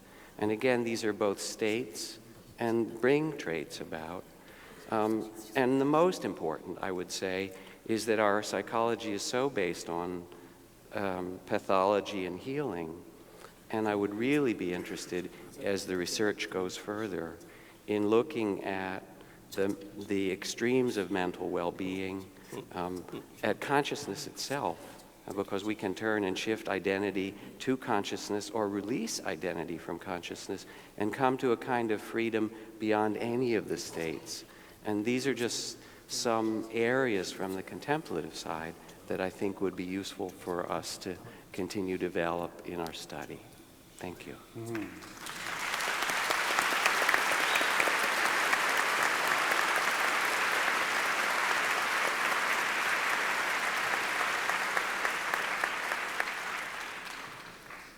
Alan, would you like to I'll pitch in. offer? Yeah. In terms of context, I had the very great privilege of working for years with His Holiness's personal physician, especially in the early 70s and again in the late 90s. And I think, generally speaking, from, let's say, Tibetan context, but also I think this is true in classical India, when people had physical problems, physical illness, or for that matter, diagnosed mental illnesses, primarily the treatment of that was primarily in the hands of the physician. There were herbal compounds that were given for depression, for various types of mental imbalances. So that would be the gist of it. And in some cases, on many occasions, for probably thousands of hours, I translated for this Dr. Yeshe Dundan. When people came in with some really strong psychological problems, he would tell them, don't meditate. Don't meditate. Because the meditation may actually exacerbate the problem you're already experiencing. So generally, when you're beneath the level of what is generally called normal psychologically, in this traditional context, they're going to be drawing more on medicine in classical India, Ayurvedic medicine, in Tibetan tradition, traditional Tibetan medicine, to heal pretty much everything that we're discussing in this conference. And so I totally agree with His Holiness that where we can take mindfulness-based therapies, then ingenuity, creativity, thinking fresh thoughts, thinking how to freshly adapt these in ways that they've never been used before is entirely appropriate. But then I want to go back from there, having cordoned that off. That's an area for great creativity and further research. But then I'd like to go back to the second noble truth and to your comment, Helen, when you were pointing to parts of the brain correlated with depression, and you said, well, here's the substrate, here's the second noble truth. I would be astonished if there were any form of suffering that anybody experiences if there were no neurophysiological correlate, some immediately preceding event that triggered the actual suffering itself. I mean, that would amaze me if you could find there's no such thing. In fact, in Buddhist worldview, there's always going to be a biological cause giving rise to human suffering, human joys, and so forth. But to identify that as the second noble truth, which of course you are not doing technically speaking. Please excuse me. You're right. There are points where I think that's very valid. And that is, for example, in the cases of brain injury, damage to a certain part of the brain, or a severe chemical imbalance. I think it's very, very feasible that alteration of one's worldview, shifting one's attitudes, one's way of thinking, meditative practices may all be to no avail. I think it's very, very likely. Sometimes the physiological determinant there will override anything from, let's say, talk therapy or meditation. In which case, for the time being in that bracket, you have found the most important cause of that particular suffering in that clinical setting. But then we step back to a myriad of other forms of depression, for which the primary cause is not brain damage, chemical imbalance. For example, I would imagine there are probably tens of thousands, hundreds of thousands of people in Pakistan right now who are very depressed. They've gone through a tremendous tragedy. For all of them, you'll find a brain scan, and Wolf will be able to find the synchronicity of what's happening in their brains. You'll be able to find the particular parts of the brain. But you say, well, why are they suffering because of their brains? So, well, no, that's not really why they're depressed. That's not the meaningful answer to that, even though it's there. But the way to treat that is bring them some food, help them rebuild their buildings, help them care for the loss of their loved ones, and so forth. So that would be one case that the most important cause of the depression is not the neural patterns, but the environmental. In some cases, it may be one's attitude. That may be what's triggering the brain mechanisms. And what you see, the brain mechanisms are there, but why are they triggering? It was triggered by an attitude, a way of one's own self-concept. Maybe worldview, maybe the way one was brought up, maybe the neighborhood one's living in. A final point, which has a little bit of an edge to it, coming back to our beloved William James, who's one of my heroes. During the 1860s, I believe it was, as he was receiving his medical training at Harvard, became an MD before he did all the other great things in his life, despite his medical training. He was indoctrinated during that time to believe that the brain was solely responsible for everything that happens in the mind.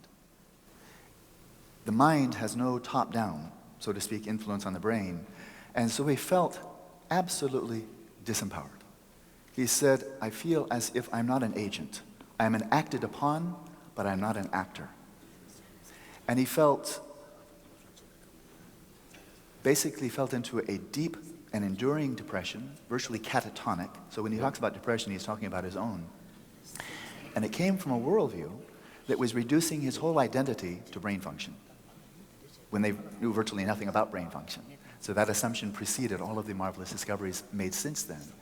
The only way he extricated himself out of that deep depression, this radically, that came, was catalyzed by this radical reductionistic worldview of human identity. You're not even an agent. It's just brain chemistry. It's just neurons and all that kind of thing. The only way he relieved himself from that depression was shifting his worldview. And then lo and behold, his brain functions differently.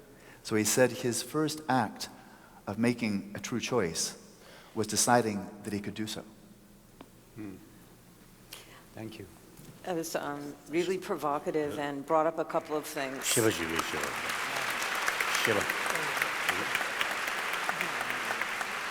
Let me step back to correct something in my own talk. One of the dangers of being a novice Buddhist student is that you are a very novice student. And my feeble attempt to try to link depression and treatment along the path of the Four Noble Truths was probably a bad plan. And my usual use of metaphor usually gets me in trouble, and I think this is an example. On the other hand, I think that what's very important, because what you're saying is fundamentally true, and we can get philosophically into how do we know, what is cause, what is effect, what is chicken, what is egg, is mind outside of brain. I don't find that I'm a good person to have that discussion. I'm fairly concrete as a neurologist. That's what we have to sign up to be, concrete, to be neurologists. And on the other hand, I think that what I was trying to illustrate, that in a state, there is a correlation, not a cause. And I think that was my mistake in referring to the second noble truth of being origin, incorrect. There is a imprint at the brain that gives us a signal. And I think that one thing that this brings up, and Jon brought it up, you bring it up, we're using, like yesterday, I understand it was complicated to use the word stress.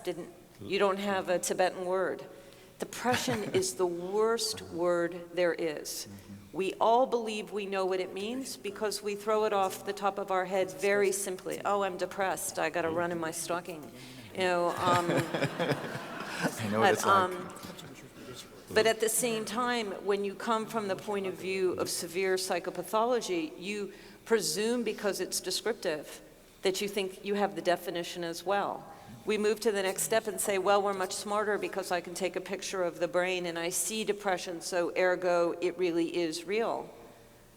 And in fact, what has been occurring to me more and more, not just from these conversations, but just from the work, is when the brain is in different states, and the DSM-4 manual says this is the same thing, and it clearly isn't, maybe we have too broad a definition of the psychopathology, and that in fact the nature of suffering and how we are in a state of balance, more like dukkha instead of like disease with a brain lesion, has to be redefined. Here's a question from the audience. And I just want to make one final point. That is not to deny that true psychopathology and the nature of the patients that I take care of is not a brain disease. I believe very strongly that it is. But I also see patients that with focused attention, with teaching, with skill sets, can bring themselves out of it in the same way William James says, when I focus my attention from inside to outside, the ability to focus attention means your brain's in a different state. Sure. And maybe we ought to be defining those as different definitions of illness.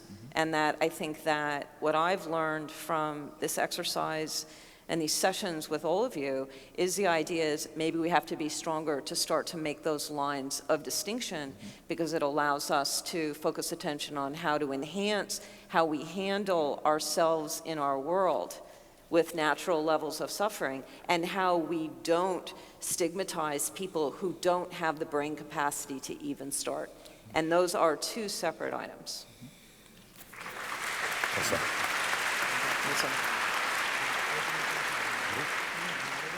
I'd like to entertain a few questions from the audience, and just to say, many of the questions that have been passed up to me have already gotten answered by one speaker or another. So it's an example of a certain kind of resonance or synchronicity that's happening among all of us in the room. But here's one, I think, directed at you, Helen. Does the heterogeneity in brain systems underlying a, quote, single disease entity, such as depression, seen on functional imaging, help predict different targets for deep brain stimulation versus cognitive therapy versus drug therapy? Well, I hope you will be the reviewer of the grant I sent back in last week. I think that, you know, what happens in clinical medicine is we fight with each other, that our own theories are the strongest, and we waste a lot of time. And I think But the brain scanning, once we got past that heterogeneity was real, not somebody being stupid and not knowing how to analyze their data, I think it puts us in a position to ask a very different question. Heterogeneity exists. That means our definitions must not be adequate. And if one starts to then ask of the data, does a given state when you make the diagnosis and that variability actually predict how people do best to different treatments? The answer is it looks like it does. So a state of the brain in response to a trigger, and in my personal work, this area 25 becomes kind of the nidus of the problem. How the rest of the brain can respond as a function of your early life experience, your genes, your temperament, all of these elements that convey how you will respond to a trigger, become a means to say that what the brain is showing us is not the illness, but what the brain is trying to do about it, and you enhance that through different teaching or different kinds of treatments. And in fact, we'll use the metaphor of heart disease. We all know that you shouldn't smoke, and if you have high cholesterol, it will be bad risk factors. You should exercise, you shouldn't eat too many cheeseburgers. But at the point you have the heart attack, making the diagnosis that your heart muscle has died is really easy. The issue then is you don't flip a coin, you don't have a belief of how you should best be treated. It's not an evidence-based choice of that type. What you do is you do another test and say, you have one heart vessel clogged, you need to have opening of that heart vessel. Somebody else has 5 heart vessels blocked, they need a different kind of treatment. The heart is telling you how it should be treated. Of course, you would like to think that, look, I just promised to exercise more. I eat less cheeseburgers. Well, yeah, after you survive and after we decide which surgery you need. And so, in fact, we have no problem in cardiology with saying we do a test to tell us how to optimize return to health. We have to be letting the brain, since we are coming into a state of time where the signal is becoming potentially helpful, to take the same attitude. The state of the brain that is really the response, not the cause, is giving us a signal of how we might optimize its return to normality. And I think that, as the question said, that's a set of experiments that we are now trying to do. So it isn't just, isn't this cute, your brain, you're depressed, there's a blue spot, but that actually the blue spot or the red spot becomes a vehicle to help to match your brain to the treatment that will really bring you back to wellness. And that's hopefully the goal.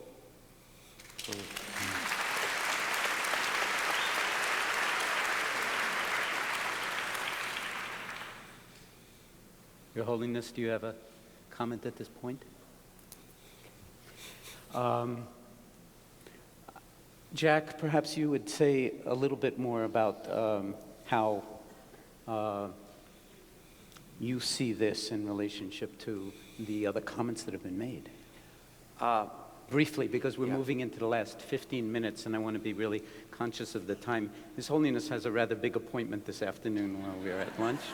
And we wish you well. We'll say more about that in a few minutes. But just very briefly, there is the same or a similar diagnostic process that's needed both in meditation teaching and in psychotherapy, if you will, that when people come in to see a teacher, they present a certain circumstance of their life, personalities, and difficulties that they deal with. And there is a kind of evaluative process that we go through to sense what would be helpful to this particular individual. If they have a lot of self-critical and judgmental thoughts, then part of the necessary meditation is to teach them how to work with that. And if that's not attended to initially, they can do all kinds of other practices, and those thoughts will keep saying you're not doing it right, and it will be quite ineffective. So there is a contemplative and a psychological parallel to the kind of diagnostics that you're talking about, and the subtlety of listening to what particular intervention will be helpful. Thank you. Jan? I just wanted to suggest that we study an intervention which I call media fasting.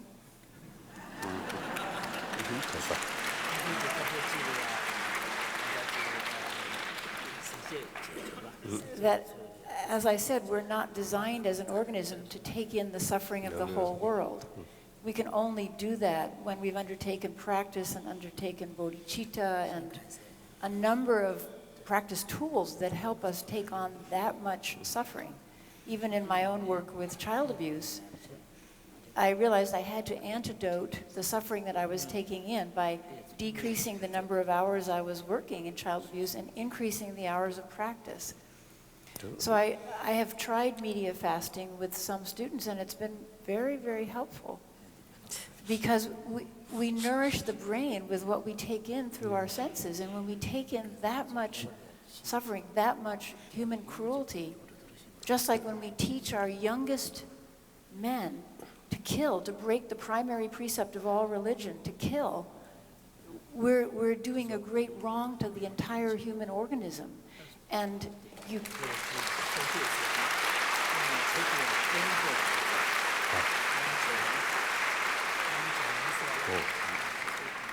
So when you teach people to kill intentionally and they're young, or you feed youth with all of this violence that pours in through television. I don't watch television at the monastery, but when I go to hotels, I watch.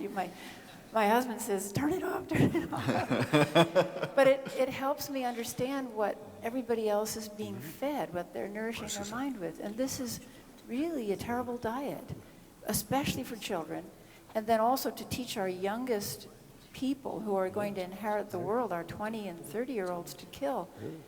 Once you can do that, once you can intentionally kill another human being, then of course you can lie and steal and torture people and destroy property. It's downhill from there. So I think if we could look at the antidote or the treatment condition of media fasting, I think it could be very powerful treatment. For our mental health collectively and individually. Thank you. Also, I had one other concern about, we're doing fantastically well in treating things like depression through our discoveries of medication and cognitive behavioral therapy and brain stimulation. And this is wonderful, relieving people's suffering so that they can have the aspiration and the energy to practice. This is truly wonderful that modern medicine can do this. But it sets up a subtle expectation that all suffering eventually will be able to be relieved through technology and medical means or biochemical means. So I think we have to draw the clear distinction between relative relief of suffering and ultimate relief of suffering. Relative relief of suffering is right now the purvey of medicine. And not to be underestimated, it's huge because it enables people eventually to switch to ultimate relief of suffering, which is the spiritual path. Do you want to comment on that?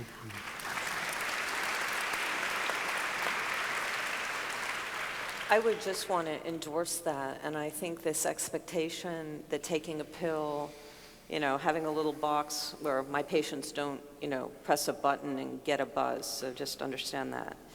But that the patients who have these stimulators help me to understand this best, that in fact, you have only gotten them to the point in which they can participate, and that they themselves, through the stimulation, which I find quite interesting, have awareness that they did not have before. I would not go so far to say that the stimulation is the source of awareness. I'm not saying that.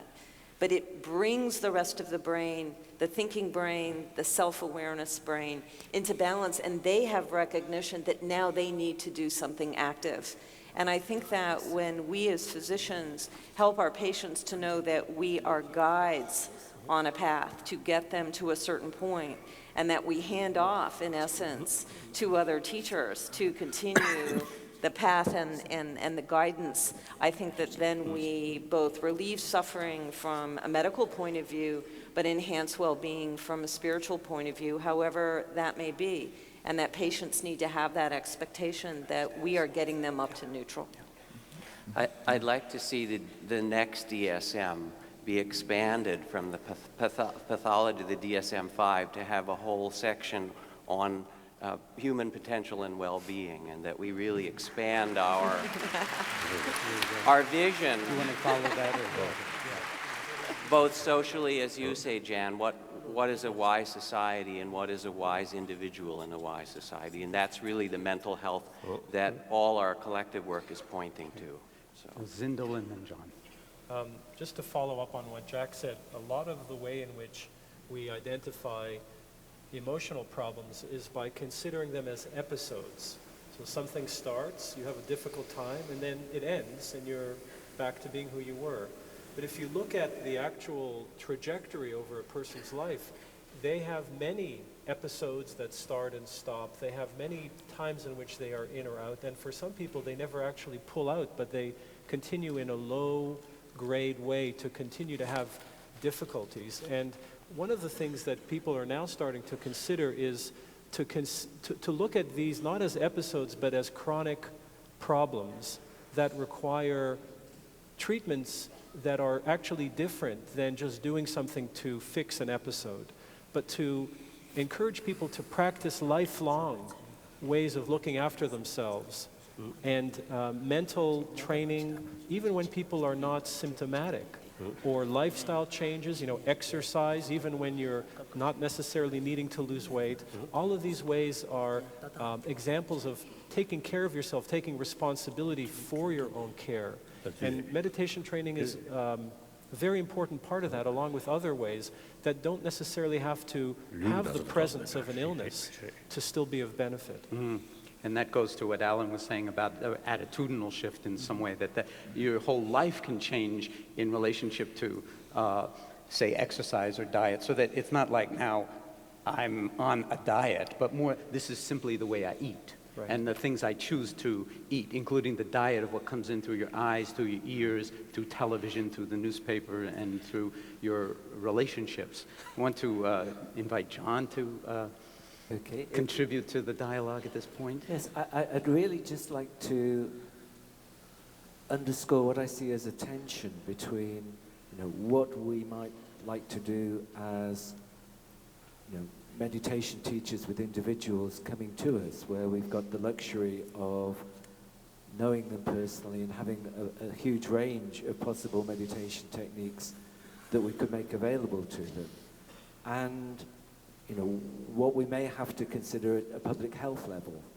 If we're actually seriously taking the idea that there are millions of people out there who could potentially benefit, then we don't have that luxury. And it's really, how can we creatively work that tension? I mean, clearly Jon's approach with mindfulness-based stress reduction is one way, which is where you do actually use a one-size-fits-all approach. And it seems to me with subtle modifications for all and each. With subtle, yeah, but basically that's the model. Yes. And it seems to me that it's somehow hanging on to, all the richness and wisdom that comes from teaching individuals and funneling that through in a way that can actually be delivered to help, the literally millions of people who could benefit. And it seems to me that tension is one that we could very fruitfully live with. It seems to me that part of the beauty of this kind of dialogue, which we are now winding down because it's in its last 5 minutes, is that I think we're beginning to see, just as there's a heterogeneity in terms of disease and there's heterogeneity in terms of mind states and brain states, even within one disease, that multiple approaches are really required, as His Holiness was basically suggesting in response to your initial comment, that it's the beauty in some way of our species that we are all so different and yet at the same instant so similar. And so the question is, can we actually design interventions, as you're suggesting, Jack, that are so finely tuned through the practitioners themselves, and some of the questions that got asked had to do with the training of the practitioners. We don't really have time to go into those kinds of details, but it was very much along the lines of what you were asking about. But can we develop qualities of sensitivity which would really be, again, beyond the normal, just not baseline sensitivity, but a profound way of seeing and being that would be in resonance, if you will, with the qualities of other people, so that we recognize both their suffering and also, if you forgive my putting it this way, their genius or their true nature, their capacity to actually loop back around in some way or other and recognize something about themselves that is actually already okay. Did you want? No, okay, no, so I was Jan saying wants His to Holiness. respond. His Holiness. Yes, we're going Okay. there. So, do you want to say something for 1 second? Yes. There was the first book that came out about the use of medication for depression, or one of the first books, was called Listening to Prozac. And as I read this book, I was struck by one woman, patient, who had been depressed all of her life. She went on medicine, and she changed, and she said to the doctor, "This is really me. Now I am really me." And so I thought, how did she know that? How did she know this is really me? But many people have that experience in meditation. This is the true me, the real me. Helen also had that same experience reading that book. How did this woman know this is truly me?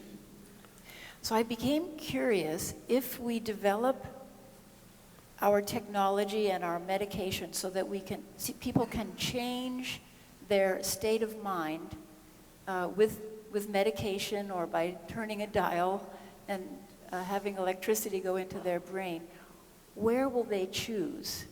Will they choose to be a little sad because that's familiar? Will they choose neutral because that's balanced? Or will they choose happy? And I found a psychiatrist who told me that she allows her patients to change their medication by themselves, and they choose happy, which fits with Your Holiness's idea that everyone seeks happiness. Thank you, Jan. So, Your Holiness, 这个是样的。It's an 这 interesting. 个告诉手的，他们的。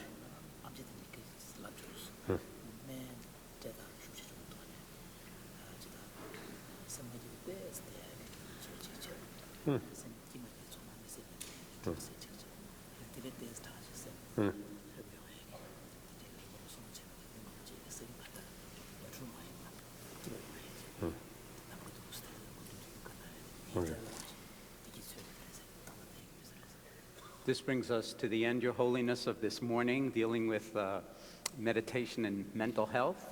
I think we'd just like to ask if you have any final comments. We understand that you're going off to see President Bush and Condoleezza Rice over lunch, and we will look forward to your coming back.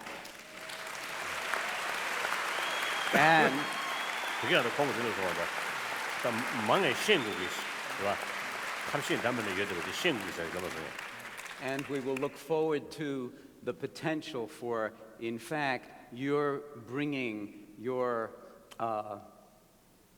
true self into the White House and into this body politic.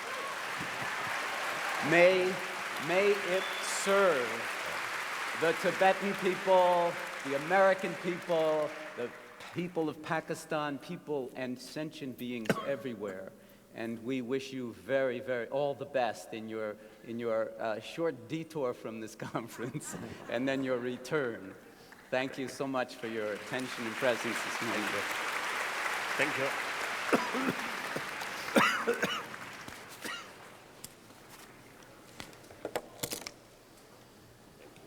Thank you. Thank you very much.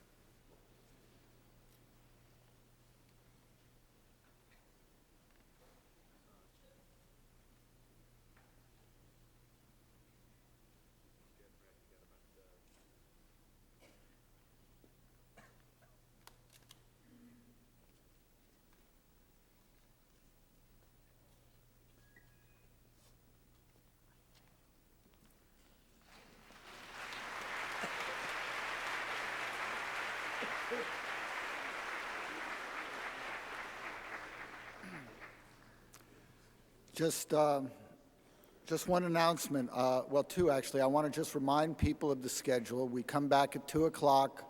There'll be a meditation, then there'll be a presentation and a question and answers. And then His Holiness will rejoin us for the afternoon session. There has been a request from some people who are MBSR practitioners that I make an announcement that anyone who is from the MBSR background that would like to have lunch together, meet downstairs in front of the women's restroom. Have a great lunch.